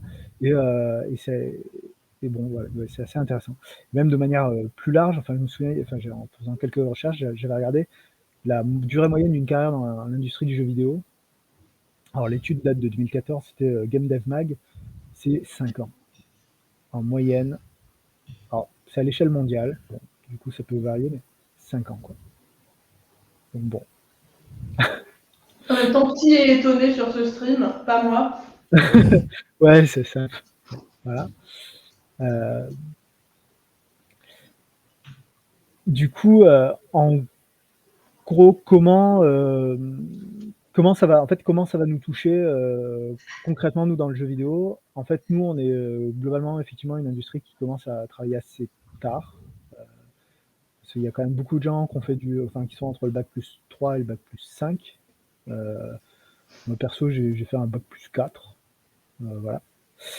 Et du coup, bac plus 4, tu vois, tu commences à taffer à, allez, mettons 22 ans.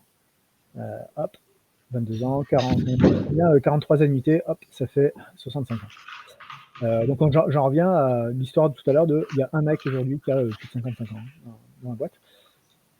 Voilà. Deuxième point, c'est le côté carrière en dents de scie, quoi. Moi, j'ai plutôt eu une carrière qui est très très linéaire, enfin très facile, quoi. Et je me suis envoyé quand même facilement 2 périodes de 8 à 10 mois de chômage. Avec du coup ce que ça implique sur la retraite. Alors je sais pas si c'est votre cas, vous et Oko. Moi, mon premier emploi, j'avais un bon. En fait, j'ai perdu 600 € entre mon premier et mon deuxième emploi. Et mon premier emploi, c'était tellement des problèmes de harcèlement, c'était moral et c'était horrible. Donc, je voulais me barrer tellement vite que j'ai pris le salaire le plus bas possible. Donc, je sais pas si on peut appeler ça en dents de scie, mais c'est surtout. J'ai beaucoup sauté. Enfin, c'est la première fois que je reste plus d'1 an dans une boîte. Et je viens de passer 1 an dans une boîte là. C'est incroyable. Et du coup, ouais. Et Louise? Moi, j'ai une passion pour me taper tous les CDD légaux que je puisse me taper pour que le patron puisse bien me tenir en laisse. Parce parce que bon, faut pas déconner, hein, on est tous des consommables dans ce taf-là. J'ai un bac +5, donc j'ai commencé ma carrière tard. Donc en général, je commence tard, je me tape 18 mois de CDD. Après, soit je me fais tège, soit j'ai un CDI, et en fin de prod, je suis sur les rotules et je suis en burn-out et chômage. Genre, j'en suis déjà à 3 périodes de chômage sur ma carrière. Voilà. Donc tout ça, en fait, ça va se répercuter sur, on va dire, la pension, enfin, le montant de retraite. Et deuxième truc, c'est cette période de précarité générale, en fait. En fait, juste, ça va durer plus longtemps, quoi. Bon, avec la réforme. Moi, il y a un autre truc qui, c'est même plus que ça va durer plus longtemps, c'est que ça va s'aggraver. C'est-à-dire que, alors, on va dire le sujet du jeunisme dans l'industrie du jeu vidéo, je ne sais pas s'il a vraiment été traité ou si. Mais en tout cas, le jeunisme dans le numérique, c'est un truc qui est clairement un sujet. Et moi, le jeunisme, enfin en tout cas dans ma boîte, c'est que je me souvienne, c'est 50% de mes effectifs. Donc moi, c'est une boîte de 800 personnes à peu près. 50% des effectifs ont moins de 30 ans, 75 ont moins de 40 ans, et donc une personne a plus de 55 ans. Et, ça veut dire que ce truc de retrouver un job plus tard, ça va être de plus en plus dur en fait. Voilà. Et si tu trouves pas de job, du coup, ça flingue ta retraite. T'es pris entre. Enfin, moi, je le dis vraiment comme étant pris entre deux trucs, quoi. Et ça te fait une pression de ouf, ouais, parce que. C'est là où on voit la pression sur les salaires. Ouais. Ouais, on y revient. Tout à l'heure, je crois que quelqu'un dans le chat a parlé de dumping social, et je trouve que ça s'applique grave dans le jeu vidéo, parce que déjà, t'en chies à avoir un CDI. Et quand tu es en CDI, quelles que soient les conditions, en général, tu as peur de le lâcher parce que tu sais comment t'en as chié pour l'avoir. Et maintenant, en plus, tu vas avoir la pression encore plus forte à la retraite parce que tu as commencé ta carrière tard, parce que quand tu as du chômage, souvent, dans mon entourage, on reste au chômage quand même relativement longtemps, à part quelques postes très spécifiques en tech ou programmation ou quoi. Et du coup, tu vas... Enfin, je vois bien le côté de baisser ses attentes parce que il faut bouffer, quoi. Et du coup, il faut du taf. Et du coup, il faut cotiser. Oui. Et même, j'ai envie de dire, tu as un truc effectivement qui est très spécifique à l'industrie du jeu vidéo, mais enfin, moi, des CDI, j'en ai eu pas mal. Hein. Enfin, moi, en gros, donc, avant de travailler chez Ubisoft, j'ai vécu 15 ans dans les petites entreprises. J'ai dû faire 10 entreprises en 15 ans. Et sur les 10, je crois qu'il y en a une qui vit aujourd'hui. Voilà. Les autres, elles sont toutes mortes. Tu peux avoir un CDI, hein, mais si ta boîte, elle fait banqueroute, en fait, ça reste un contrat précaire, quoi. Et clairement, tu vois, tu as un truc en disant, typiquement aujourd'hui, je suis en CDI chez Ubisoft, moi je suis là jusqu'à la retraite en fait. Et, parce que je sais pas jusqu'à quel âge on va me faire partir, mais en tout cas, j'ai ce truc, cette pression qui va potentiellement me faire accepter effectivement un salaire peut-être un peu à chier, peut-être, etc. Quoi. Peut-être des contrats un peu pourris, des projets un peu pourris, etc. Enfin, parce que, voilà, si c'est pas ça, je retombe sur la précarité de potentiellement, en tout cas, soit la précarité d'enchaîner des CDD, chômage, etc., soit la précarité d'être dans des CDI de boîtes qui sont elles-mêmes financièrement précaires. On avait une question dans le chat sur est-ce que l'apprentissage est considéré comme dans le temps de cotisation? Est-ce qu'on le sait ou est-ce qu'il faut qu'on fasse des recherches pour revenir vers Gérard Grameuf? Parce que moi, je ne sais pas. Là, comme ça, je ne sais pas, mais je crois bien que l'apprentissage, c'est quand même un peu compris dans le travail. De ce que j'avais compris, moi, oui. Après, de toute façon, j'allais dire on n'est pas à 2 ans près, mais presque si. Mais en tout cas, de ce que j'avais compris, oui. Après, et encore, je sais pas si l'apprentissage c'est présent beaucoup dans l'informatique ou le jeu vidéo. Il y a des contrats pro. Moi, c'était plutôt des stages moisis plutôt que des contrats pro. Mais... Alors, les stages sont clairement pas comptés puisque c'est une grande arnaque. Maintenant, les apprentissages, je peux te dire qu'on reçoit quand même pas mal de questions. Et tu devrais le savoir, Solidaire Informatique. C'est toi qui le Oh, ouais, ça va. Mais on est d'accord que les stages, par contre, rémunérés, ça rentre pas dans le calcul de la retraite. Ouais, les stages rémunérés ou pas, de toute façon, c'est une indemnité, tu ne payes pas de cotisation, etc. Après, je pense qu'effectivement, tu as un truc sur, à partir du moment où c'est ton stage, c'est pas le minimum légal, parce que très peu d'entreprises le payent. Hein, Et effectivement, tu dois avoir, comme tu as des cotisations, tu dois pas rentrer dans la retraite. Bon. Mais enfin, on retombe sur de qui on parle, quoi. Combien de personnes Mais on est d'accord que dans le jeu vidéo, c'est une question pour vous, mais par exemple, quand tu enchaînes souvent par exemple des périodes d'essai ou des choses comme ça, on est d'accord que je sais pas combien sont de durer les périodes d'essai dans le jeu vidéo. J'imagine que c'est peut-être un peu long, parce que le but c'est bien sûr d'être sûr que tu fasses le taf en continuant à travailler, mais on est d'accord que si par exemple tu as des périodes d'essai qui sont peuvent être un peu longues, on est d'accord que du coup tu te retrouves à pas cotiser pour des trimestres en fait. Donc en fait tu fais des périodes d'essai moisies et tu te fais virer au bout de la période d'essai ou des choses comme ça.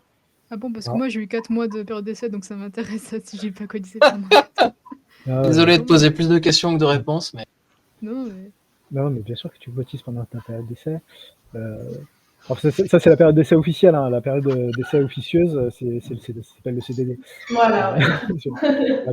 Pour rappel, hein, en tout cas chez Ubisoft, pendant très longtemps, c'est toujours un peu le cas, mais quasiment tous les employés chez Ubisoft sont rentrés par 18 mois de CDD, tu vois. Parce que bon, faut les tester, tu vois. Bref. Puis en plus, faut faire des tests qui parfois prennent des semaines. C'est stupide. C'est illégal. Ouais. Alors moi, j'ai pas fait de test, mais Bah, moi, je pense que si dans ma boîte actuellement, c'est parce que j'étais entre deux, mais il y en avait une qui avait pas de test et j'étais épuisée, donc j'étais genre, allez, c'est parti. Et donc là, tout ça, tout ce qu'on dit, c'est effectivement, c'est plus pour on va dire le salariat classique. Mais en fait, évidemment, on a des intermittents, on a des indépendants.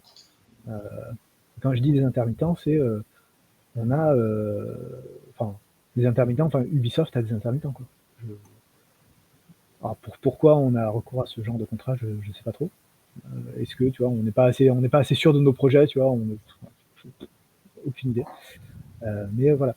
Et clairement, j'ai l'impression, et c'est là plus votre partie, parce que vous êtes plus dans les petites structures précaires, mais j'ai l'impression que c'est encore plus vrai dans les studios que vous fréquentez au Call of Duty. Nous, on avait freelance. Je sais même pas si c'est la même chose. Je suis vraiment pas assez renseignée sur les contrats. Non, intermittent, c'est limité que à quelques métiers. Moi, j'ai bossé avec des intermittents en art, notamment. Ça fait un petit moment que j'en ai moins vu et où je vois plus de contrats freelance, en effet. Où, pour le coup, tu peux avoir du freelance en art, en chargé de projet, en QA, en prod, en tout ce que tu veux. Quand tu parles de freelance, c'est quelle structure du coup derrière les freelances?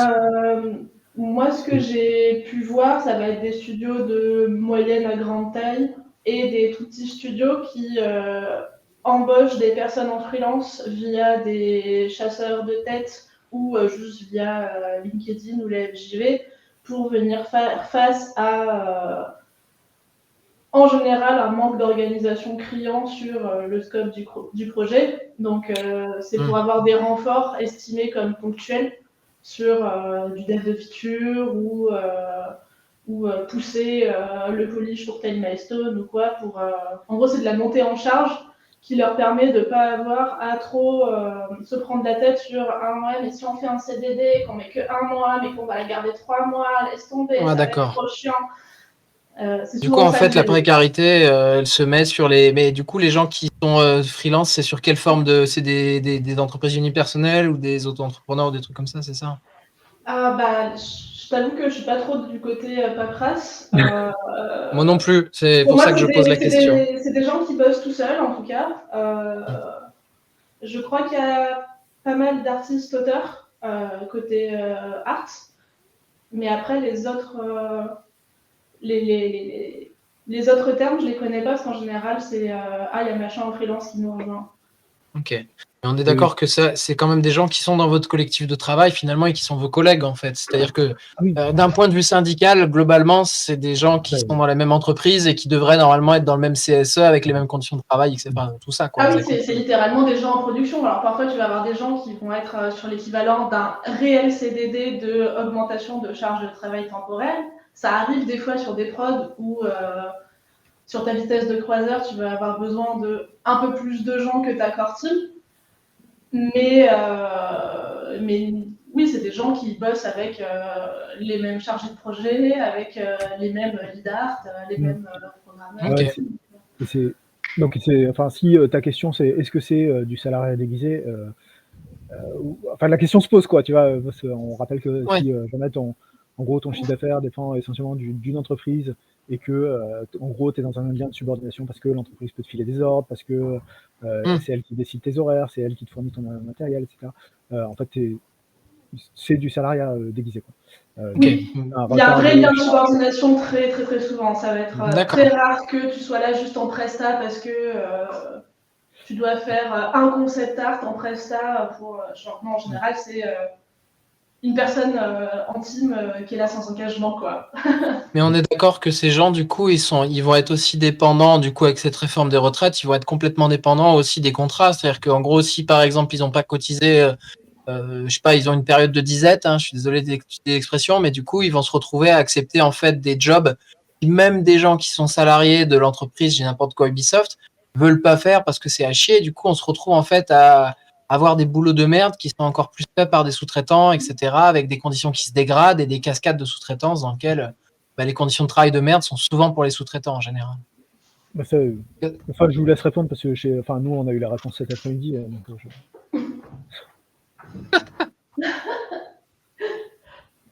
Personnellement, on va dire que je ne serais pas étonnée si ça arrive, mais je ne pourrais pas t'étayer l'argument, à part sur mon propre vécu personnel, de oui, j'ai l'impression que les freelances, il y a un côté un peu le même délire que c'est l'ubérisation entre guillemets du travail, c'est des gens qui devraient être en production et c'est des personnes à qui on fait croire liberté, flexibilité et tout, alors que celles qui en profitent le plus, c'est les patrons qui n'ont pas besoin de planifier correctement leurs projets, leurs besoins, leurs scopes, qui n'ont pas besoin de faire des CSE, de donner des conditions de travail raisonnables, qui remettent toute la charge administrative à des personnes en auto-entreprise et en artiste-auteur qui doivent se taper l'URSSAF, les machins, les bidules, où ça se passe en général pas très bien, c'est rarement sympa ces tâches-là. Donc on est déjà, j'ai l'impression qu'on est déjà dans cette pente-là, tu vois, ça m'étonnerait pas que ça continue à pousser vers ce genre d'incitation à passer en freelance. Ouais, clairement, en fait, le freelance et l'indépendance, hein, en gros, t'as un espèce de fantasme, après c'est une réalité qui existe aussi, mais on va dire de gens extrêmement talentueux, très connus, machin, des célébrités, qui eux, en gros, vont enchaîner les contrats et effectivement décident les contrats qu'ils vont faire, etc. Et en fait, eux, c'est vraiment une stricte minorité. Et en fait, la majorité enchaînent les contrats comme ils peuvent, en fait. Ouais, mais on se retrouve sur la même chose qu'on a nous en informatique, ou plutôt des gens qui sont sur des technologies de niche, hein, ou des technologies très recherchées, vont plutôt très bien s'en sortir en tant qu'indépendants en général, hein. Au demeurant, c'est quand même très souvent quand même des hommes qui font des heures pas possibles, etc. Et bon, bref, pas rentrer dans les détails, mais vous m'avez compris. Mais comme par hasard, on se retrouve aussi avec une très forte inégalité de traitement où en fait des gens qui peuvent s'en sortir un peu mieux vont très bien s'en sortir avec ces statuts. Alors on peut débattre, hein, parce que ça reste quand même des salariés, mais ça reste des salariés, un peu l'aristocratie du travail. Mais on se retrouve quand même de fait avec en fait des grosses inégalités en fait de traitement, compris aussi même sur ce genre de statut. Ouais. Et après, le statut d'auteur, enfin, en fait, j'ai été un peu entrepreneur dans ma vie, mais rapidement, et aussi, j'ai aussi été payé en auteur. Et la question, donc là, c'est pareil, en fait, hein, c'est exactement la même. Hein, tu as une minorité de gens qui peuvent en vivre, voilà, des frais d'honoraires, etc. La majorité, en fait, en gros, tu touches une thune, alors qui n'est pas forcément dégueulasse, hein, mais c'est surtout qu'en fait, en vrai, c'est une thune qui est très peu cotisée. Voilà. Et en fait, tu auras, je sais même pas s'il y a une retraite pour les auteurs, mais en tout cas, le montant de cotisation, moi, à l'époque, était de l'ordre de 10% de ce que je touchais, quoi. Donc, tu fais, waouh, on n'est pas sur le salaire lambda, quoi. Et donc, ouais, pour en revenir sur pourquoi, pour ma blague sur ma remarque sur ce qu'on a appris tout à l'heure, enfin, nous, on a eu la grande réunion avec Monsieur Guillemot, etc., de Ubisoft, qui est globalement actuellement en train d'essayer de racler les fonds de tiroir. Et nous, ils ne cherchent pas des auto-entrepreneurs, hein, globalement, ils cherchent à externaliser les coûts. C'est virer des gens en France pour engager des gens ailleurs. Bizarre, quoi. Voilà. Classique. C'est bizarre tout ça. Oh, oh, oh. Ah. Oh, oh, oh. Voilà. Et donc, Ok, moi j'ai fini mes questions. Ouais. Et donc, tout ça pour en venir, en fait, en gros, on revient sur, ok, bon, donc tu as cette carrière qui est compliquée, qui est en denti, machin, où tu alternes tes trucs, où tu n'es pas forcément en mesure de négocier on va dire et un salaire stable et des contrats stables, etc. Enfin, il y a une minorité de gens qui peuvent le faire, mais en fait, la majorité, non.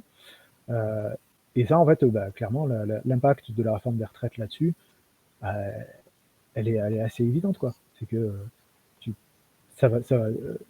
cette situation précaire va durer plus longtemps. Elle va s'aggraver sur les dernières années parce que, honnêtement, qui va recruter quelqu'un de 55 ans, quelqu'un de 60 ans? Moi, j'ai jamais vu de recruter, enfin, un type de plus de 55 ans se faire recruter dans le jeu vidéo, quoi, genre jamais. Mais même de plus de 50 ans, tu vois, et même, alors plus de 45 encore, peut-être, mais vraiment, c'est assez rare. Avec toujours un petit peu aussi en tête que quand un patron recrute un type de 45 ans, tu vois, souvent le patron il a 35 ans et du coup il est en train de dire ah putain, je recrute un type qui est potentiellement plus compétent que moi et qui a plus de réseau. Mon Dieu, c'est un risque en gros pour mon autorité, quoi. Donc bon, voilà, il y a ce truc-là. Et clairement, en fait, voilà, la réforme de retraite, en fait, ça nous touche comme ça, quoi, dans l'industrie du jeu vidéo. C'est pas du tout indifférent. Nous, on n'est pas. Enfin, si on revient sur la pénibilité du travail, on n'est pas effectivement à manipuler des produits chimiques et à se détruire intégralement la santé. Encore que effectivement il y a le cas des tendinites, etc. Mais on a ce truc de ça va nous flinguer nos pensions et de manière assez évidente, quoi. Non? Moi j'ai plein de questions encore. Je sais pas, enfin moi c'est un peu mon ressenti, mais Si vous voulez compléter, moi je poserai ma question après. Non, mais je suis d'accord avec la conclusion générale dans le jeu vidéo, en prod, on a quand même des savoirs qui sont hyper intéressants, hyper spécialisés, on se met à jour tout le temps. Honnêtement, enfin, on fait des trucs incroyables en prod, on devrait être fiers de nous. Et cette réforme, elle vient quand même directement creuser encore plus le rapport de force qu'on a avec les patrons, qui eux balancent 3 idées au mur en disant ah, j'ai joué à tel jeu hier, j'ai une idée de projet. Et, et on a besoin, enfin, on a tout intérêt à ne pas accepter ça parce que nos carrières, jusqu'à preuve du contraire, elles sont pas si longues que ça, et que même si on est parti pour travailler longtemps, autant qu'on travaille dans les meilleures conditions possibles. Et quand on voit le nombre de gens qui sont déjà fatigués à même pas 40 ans en taffant dans le jeu vidéo, ou qui galèrent à avoir des projets de vie et des projets de famille, quand ils voient à quel point c'est intense de faire des prods, on est tout à fait légitime à se sentir concerné, en fait, même si la retraite c'est loin. oui, tout à fait. Enfin, effectivement, on en revient sur pourquoi il n'y a pas de vieux dans l'industrie. Il y a aussi le fait que, effectivement, en fait, tu peux pas avoir de famille, de vie de famille quand tu dois cruncher, quoi. Donc c'est pas possible. Il n'y a pas de vieux dans l'industrie, souvent c'est un bon indicateur que en fait, c'est une entreprise dans laquelle on ne peut pas vieillir. Oui, tout à fait. Ouais, c'était pas bizarre qu'il y avait des garderies justement pour que tu passes ta vie au boulot. Ouais. Mais ouais, c'est pas très. Alors que tu pourrais juste utiliser la garderie tout court. Oui. J'ai une question du coup pour vous. Du coup, le JV. Moi, ce que j'aimerais savoir un petit peu, c'est que face au bilan que vous donnez, qui est, à mon avis, peut-être même pire, peut-être même pire que l'informatique pour le coup. Là, vous avez une vraie spécificité dans le jeu vidéo, c'est que vous êtes plus dans la merde que nous. Mais moi, ce que j'aimerais savoir, c'est déjà, vous, quelle est votre stratégie en fait à Solidaire Informatique de comment vous abordez en fait ces questions, c'est-à-dire que comment vous voyez vous de votre côté, comment vous êtes mobilisé pour les questions des retraites et comment vous pensez que cet éclatement du collectif de travail, les questions aussi de différents statuts, on parle des indépendants, on parle des salariés, on parle de gens qui font des périodes de chômage importantes. Comment un peu le syndicat articule tout ça? Est-ce que par exemple si on est indépendant on peut être au syndicat? Est-ce que si on est au chômage on peut être au syndicat? Est-ce que si on est retraité on peut être... Alors a priori ça n'existe pas les retraités du JV, mais imaginons. Voilà, c'est quoi un peu votre stratégie vous pour aborder un peu la question du JV et ce serait quoi vos propositions? Comment on pourrait changer les choses, quoi? surtout sur les questions des retraites. Pas forcément sur les questions des retraites, mais ce que je vois, c'est que vous avez plus une problématique déjà, c'est de déjà vous reconnaître et reconnaître que vous avez des intérêts en commun, et après, la question de mobilisation viendra après. Voilà, question piège. Ouais. Bah, il me semble... Enfin, vas-y, je pense que c'était des trucs à dire, vas-y. Non, vas-y, moi j'ai pas de truc intelligent, il faut que je réfléchisse. Je sais pas si c'est intelligent, mais effectivement, quand on est au chômage, on peut quand même être syndiqué. En fait, la cotisation pèse à seulement 1 euro. Pareil, on peut être freelance, être syndiqué au Solidaire Jeux Vidéo. On peut être prof dans le jeu vidéo et être syndiqué dans le jeu vidéo, parce que souvent les profs, ils cumulent travail plus être prof dans les écoles. Et ensuite, un cas qui me vient en tête, c'est que là, on aide quelqu'un qui n'est pas syndiqué justement à se faire reconnaître un contrat en salariat déguisé. Donc voilà, en fait, juridiquement, on essaye de, pour tout ce qui est lien de subordination et retard de paiement, etc., on peut essayer d'aider juridiquement. C'est ça qui me vient en termes d'action qu'on fait en ce moment. Ah, mais c'est déjà pas mal. Voilà. Ouais, c'est ça en fait. Il y a un truc, enfin en tout cas chez Solidaire Informatique, je crois qu'on peut le résumer en disant, nous enfin, il y a une vision du syndicalisme Solidaire Informatique, c'est de dire le syndicat est un outil de lutte contre le capitalisme. Et en fait, ça va toucher les salariés, mais ça va toucher les indépendants, ça va toucher les chômeurs, ça va toucher en fait à peu près 99% de la population, quoi. En gros, en dehors des patrons, des actionnaires, des bourgeois, ça touche tout le monde, quoi. Bon. Donc là, effectivement, tout le monde, en tout cas nous chez Solidaire Informatique, on accepte tout le monde là-dessus. Après, sur la question de la mobilisation, bon, alors moi, si je prends de manière extrêmement concrète mon cas chez Ubisoft, j'ai pas particulièrement mobilisé sur le cas des retraites parce que c'est un sujet qui n'était pas complètement à l'ordre du jour. Par contre, oui, nous, on a une stratégie de visibilisation de l'action de la grève, par exemple, voilà, pour rentrer en gros dans le vrai rapport de force et faire en sorte que si aujourd'hui les gens du jeu vidéo se font autant marcher dessus, c'est parce qu'ils n'ont jamais utilisé on va dire, l'outil syndical, l'outil de la grève, l'outil, etc. On est sur un rapport de force qui est perdant et il faut renverser la vapeur, quoi. Ouais. Ok. En tout cas, mon objectif aujourd'hui chez Ubisoft, c'est clairement de faire rentrer cette habitude-là, quoi. Et, pour l'anecdote, on est actuellement dans l'annonce d'un mouvement de grève dans les heures qui arrivent, et voilà, on va voir ce qu'on fait, quoi. Ok, très bien.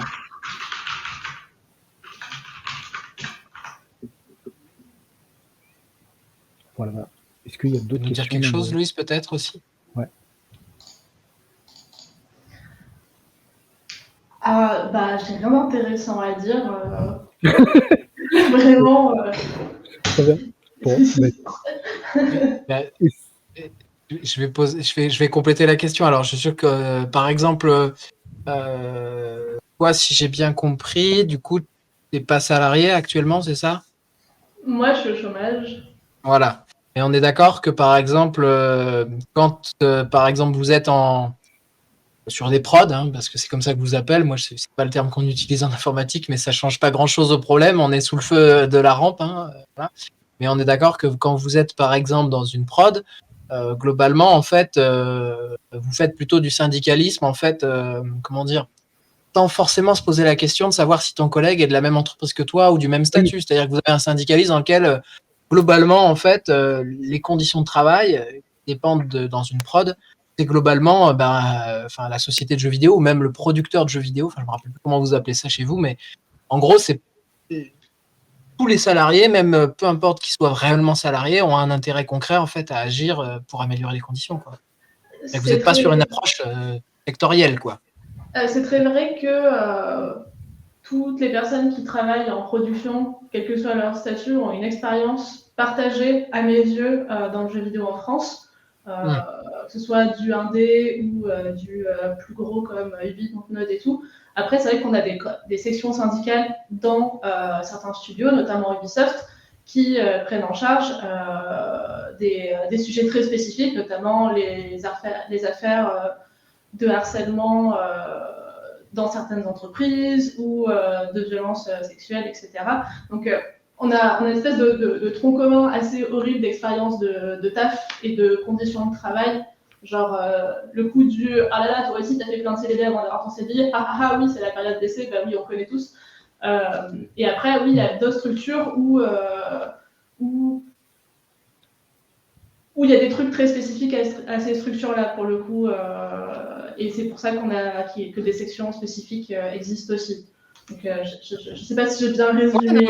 Et ça répond carrément à ma question, c'est-à-dire que vous avez à la fois en fait des sections d'entreprise avec par exemple des élus du personnel, des élus au CSE dans les studios dans lesquels vous êtes ancrés, si je comprends bien. Et vous avez aussi en fait Solidaire Informatique qui vous permet de vous réunir, on va dire,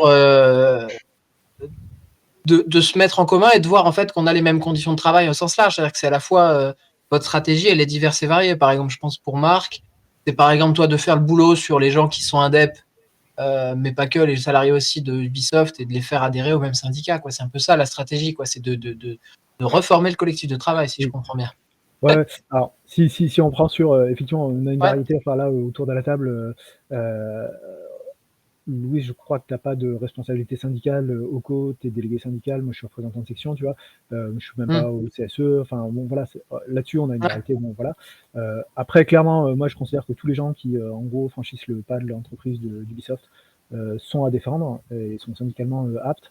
Et très concrètement, ça s'incarne par, il y a, alors ça commence à dater, ça doit être 18 mois, 2 ans, on s'était posé la question, en fait, j'avais été contacté par un conseiller du salarié solidaire, tu vois, qui me disait, voilà, j'ai quelqu'un, c'est une hôtesse d'une autre boîte qui se fait harceler par quelqu'un d'Ubisoft. Comment on gère ça, quoi, tu vois? Et en fait, tu dis, bah oui, mais en fait, l'hôtesse qui travaille pour Ubisoft, concrètement, ça reste une salariée, quoi. Et en fait, c'est un peu ma problématique aussi, quoi. Donc ça, c'est votre stratégie, en tout cas. Enfin, voilà. Moi, après, personnellement, je pousse pas forcément les gens à se syndiquer. À la limite, je m'en fous un peu que les gens soient syndiqués ou pas. Je pense que c'est pas l'importance. Moi, je pense que l'important aujourd'hui, c'est la culture de la lutte, quoi. C'est-à-dire que nous, notre grève qu'on va mener, si tu veux, c'est essentiellement des salariés qui sont venus nous voir en disant t'as vu Guillemot, qu'est-ce qu'il dit, putain, j'ai la haine, je vais me mettre en grève, quoi. Et ça, pour moi, ça vaut beaucoup plus qu'une adhésion, quoi. Tu vois. Mais c'est à la fois la culture de la grève, mais aussi la pratique de la grève, c'est ça aussi. Oui, tout à fait. Ouais. En tout cas, faut travailler ça, quoi. Ok. Après, je dis pas que j'ai raison, hein, mais en tout cas, mais il y a de bonnes chances qu'il ait raison. Voilà. L'axe de notre section, en tout cas, aujourd'hui, c'est un peu ça. Ok. J'avais une dernière question qui revient un peu sur la réforme. Je ne sais pas si on va pouvoir y répondre parce que vraiment, ça m'est venu en discutant avec vous lors du stream. Ça m'est même pas venu quand je préparais le stream. Dans le jeu vidéo, tout à l'heure, on parlait des dents de scie. Donc, on a pas mal parlé notamment des périodes de trous qu'on peut avoir dans notre carrière. Sauf que dans les périodes intenses, il y a le crunch. Et on sait très bien qu'il y a le crunch. Et dans le crunch, on fait vachement plus que 35 heures. Et est-ce qu'il y a une forme de rétribution, notamment sur les cotisations des trimestres ou des annuités ou de whatever, parce que c'est compliqué pour moi, sur le fait qu'on a des périodes où en fait on travaille pour littéralement 3 personnes en heures sup? Est-ce qu'on cotise entre guillemets plus de temps quand on fait 2 jours dans une journée, ou est-ce que Alors, si je me souviens bien, grâce à ce glorieux président qu'est Nicolas Sarkozy, les heures supplémentaires sont moins cotisées. Et fiscalisées même, pour être exact, je crois. Donc, je pense qu'elle compte moins pour la retraite. Alors, la réponse, de ce que j'ai compris de la réforme des retraites, déjà, ça fonctionne sur un système d'annuité, je vous avais dit tout à l'heure, mais sur la question des trimestres. C'est-à-dire qu'on ne peut pas valider 10 trimestres dans l'année.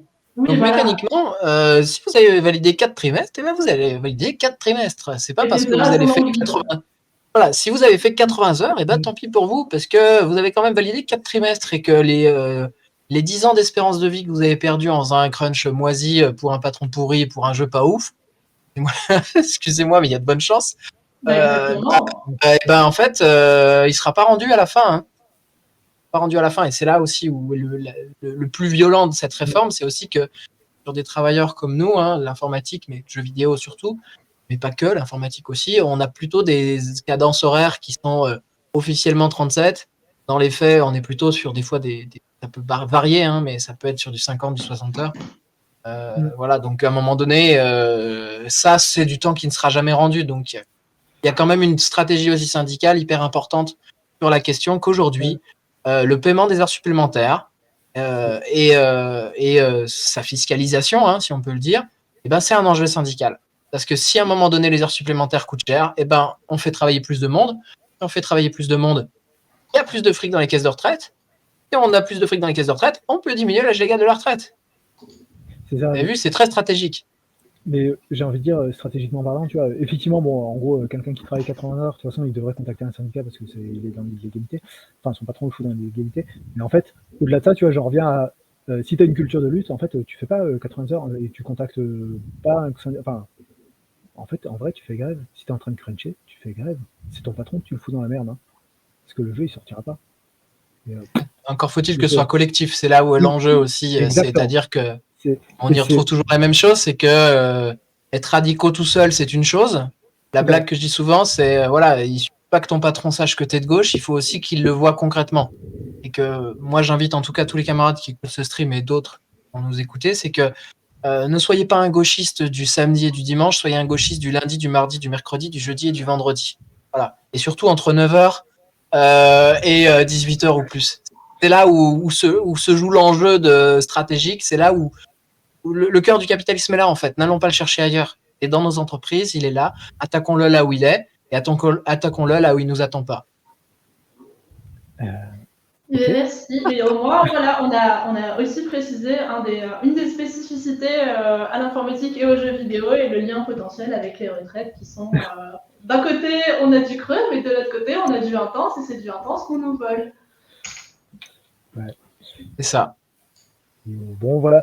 Après, du coup, si je dois un peu, parce que ça commence à être un peu long, si on doit boucler un peu ce stream, alors, je sais pas si vous avez des trucs à rajouter ou. Moi, j'ai juste une petite dernière question, c'est de savoir, déjà, moi, je vais répondre à ma question tout court, vu que celui informatique va répondre à sa propre question après, mais sur le jeu vidéo, ça prend comment auprès de vos collègues, en fait, dans vos sections respectives? Comment vous sentez un peu la température de votre côté? Parce que nous, on a certains échos du côté de l'informatique, mais j'aimerais savoir si les échos sont partagés. A priori, il s'annonce quand même demain que ce soit une journée de grève assez importante. Alors, moi, j'ai quand même plusieurs personnes qui sont venues me voir pour me demander comment je fais grève. Sachant que, il y en a un, il m'a dit comment je fais grève. Tu sais, moi, je suis quand même de droite, hein, en vrai. Et bon, ça m'a fait rire, mais en vrai, je pense que ça dit. J'en veux plus des mecs de droite comme ça, perso. Moi. Voilà. Je pense que ça dit aussi un truc sur en fait, comment est perçue cette réforme. Voilà. Parce que personne n'en veut, quoi. Y compris dans le jeu vidéo, dans lequel d'habitude on n'a pas forcément cette pratique syndicale. Après. Oui, clairement. Enfin, c'est pas des excités, hein, les gens. Chez moi, je dirais que les gens, ils sont prompts à dire des trucs, ils sont beaucoup moins prompts à faire des trucs. Mais pour la grève de demain, je sais qu'on est quand même, a priori, quelques-uns, donc ça fait plaisir. Donc, t'as beaucoup trop de camarades barricades à ton goût et pas assez de camarades sur les barricades. En vrai, c'est plus la direction. La direction, elle veut... elle dit des trucs, elle fait des communiqués, mais dès qu'on demande « on pourrait faire ça », ils sont là, genre « oh, mais c'est dur, et on s'y connaît pas ». Je veux dire que dès qu'on reste dans le concret de « ok, mais concrètement, qu'est-ce que tu vas faire », il n'y a plus personne. C'est ça. Dans le discours, quoi. Exactement. Si ça peut te rassurer, c'est pareil à Ubisoft. Hein. Dès que tu rentres dans le concret, voilà, il n'y a plus personne. Alors, c'est partout pareil, c'est le principe d'une direction. Tout à fait. Ça coûte quand même pas très cher de dire qu'on va faire des choses, quoi, et qu'on écoute les salariés, très à l'écoute. Oui, voilà, le performativisme. Ouais. Bon, voilà, enfin, après, je sais pas... globalement, ouais, moi j'ai l'impression que cette réforme, personne n'en veut. Bon, concrètement, comment ça va... Comment ça va se jouer, probablement dans la durée. Moi, j'ai le sentiment personnel que effectivement, on peut flinguer cette réforme. Ce sera. Enfin, je suis pas sûr que les salariés du jeu vidéo aient une pierre fondatrice à jouer là-dedans, quoi. Hein, mais en tout cas, qu'ils en fassent partie, clairement, oui, ça oui. Et voilà. Enfin, après, des réformes des retraites qui se sont fait éclater. Je crois qu'il y en a une en 95.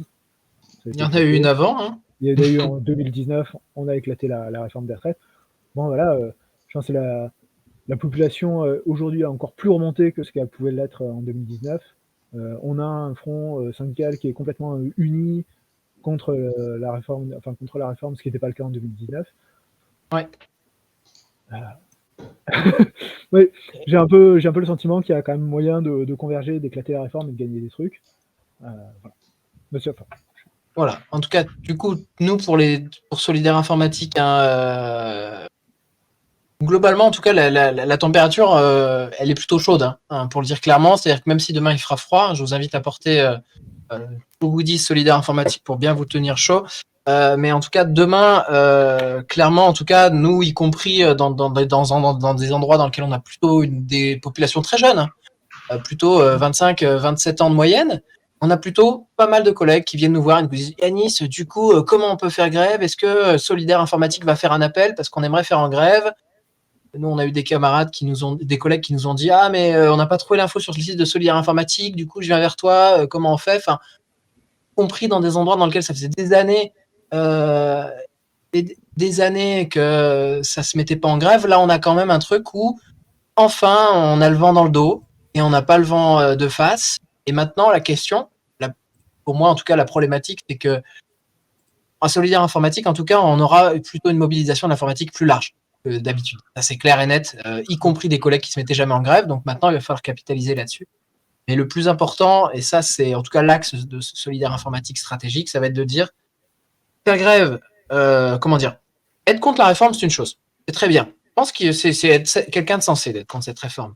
Mais être contre la réforme, ça ne la fait pas disparaître. Donc concrètement, il va falloir avoir un rapport de force sur le patronat, sur l'économie, sur les choses sur lesquelles on sait faire, pour les bloquer. Pas 36 000 solutions pour ces questions, il va falloir que ce soit massif, il va falloir que ce soit sur la durée. Et surtout, il va falloir, et ça c'est un peu l'enjeu de Solidaire Informatique, c'est que l'informatique prenne un peu sa part, y compris dans la grève et des choses comme ça, parce que c'est pas tout de faire une grève par procuration, c'est pas tout d'aller mettre son petit euro dans la grève des cheminots et dans la caisse de grève de gens qui font que ça, de faire grève bloquée. Voilà, je vous assure que quand il y a 2000 ou 20 000 ou 50 000 cheminots qui font grève d'une journée, c'est pas vos 100 euros, même vos 1000 euros dans la caisse de grève qui suffiront à payer l'intégralité des salaires cheminots. Ça veut pas dire qu'il faut pas le faire, mais en tout cas, faudrait éviter au maximum la grève par procuration. C'est-à-dire qu'à un moment donné, il faut aussi que l'informatique voit que oui, on a un pouvoir de blocage énorme, oui, il faut l'utiliser. On est une industrie qui a jamais produit autant de richesses et on n'a jamais eu des populations qui étaient en train de se précariser de manière autant. On a des salaires qui sont en train de baisser, on a des gens qui sont très diplômés et on a un fric monumental qui est en train de se faire. Et nous, là-dedans, on est quoi? Eh ben, on est énorme en fait. C'est des petits grains de sable qui peuvent engranger la mécanique. Voilà. Vous avez compris l'expression, mais voilà. L'essentiel maintenant, ça va être de se mobiliser, de se syndiquer, de s'organiser et à un moment donné de la rendre gagnante cette grève. Parce que c'est pas l'appel de Solidaire, c'est pas l'appel de Martinez, c'est pas l'appel de Solidaire Informatique qui iront à faire la grève. Ce qui va faire que la grève marche, c'est notre boulot de terrain auprès des collègues et on est déjà épuisé pour demain. ouais. Est-ce que oui, très bon exemple. Est-ce qu'on bouclerait là-dessus? Ça me paraît Il y a bien, un non? commentaire qui dit de faire attention aux fachos dans les cortèges parce qu'apparemment le RN a appelé à rejoindre les jeunes manifs. Donc, Alors, une faites chose est attention sûre, à c'est vous. que Ce ne sont pas Une nos chose est sûre, camarades. c'est que voilà, je pense que encore une fois aujourd'hui, voilà, très important, c'est que il y a des services d'ordre, de sécurité. C'est des camarades souvent qui y sont. Il y aura sûrement des camarades de Solidaire Informatique qui vont s'en occuper demain. Nous, on en a en tout cas du côté du Rhône. N'hésitez pas justement, voilà, la place du Rassemblement national, c'est dans les oubliettes de l'histoire. C'est pas dans les manifs, c'est pas dans nos cortèges. Qu'une partie de gens pensent que le Rassemblement national, c'est génial, c'est une chose. Par contre, la présence de militants et militantes, ça dégage. Qu'on soit clair. Et que, en tout cas, que ce soit Solidaire Informatique ou ailleurs, la place d'adhérents Front National ou d'adhérents extrême droite au sens large, et y compris n'a pas sa place ni dans nos cortèges, ni dans notre syndicat. Et on exclura avec beaucoup de plaisir tous les adhérents racistes qui viendront à Solidaire Informatique, on vous l'annonce. Voilà. Et, clairement, l'histoire a montré que l'extrême droite, c'est l'ennemi du mouvement social. Voilà. Et n'oubliez pas que quand une millionnaire qui a vécu dans un château à Saint-Cloud vous parle que la réforme des retraites, c'est pas bien, voilà. N'oubliez pas qui vous parle et écoutez plutôt la voix de ceux qui sont en bas. Brief. Du coup, voilà pour les fachos dans les cortèges. Est-ce qu'on est bon, du coup? Oui, Est-ce s'il y a qu'on des peut- dernières est-ce qu'on vous- questions.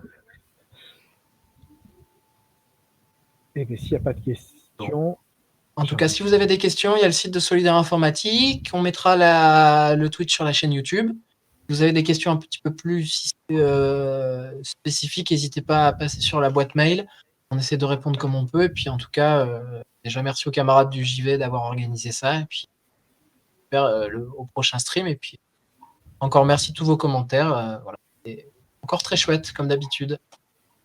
Yep. Et Merci à vous. tout le monde d'être venu animer. Et bonne soirée. Et du coup, j'ai envie de dire, chaussez les baskets pour demain, quoi.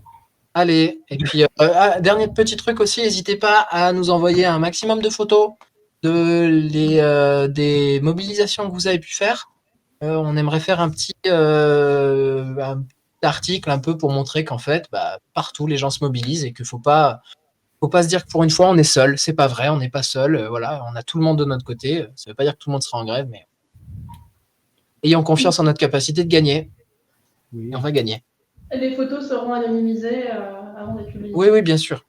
Mais c'est important de préciser. Ouais, mais il faut le préciser, c'est important. Oui. Très bien. Allez. Bonne soirée tout le monde. Et puis, allez, à plus dans la grève. Rue, quoi. Salut. Ciao, ciao. Merci tout Bonne le monde. soirée. Salut. Bonne soirée, bonne grève.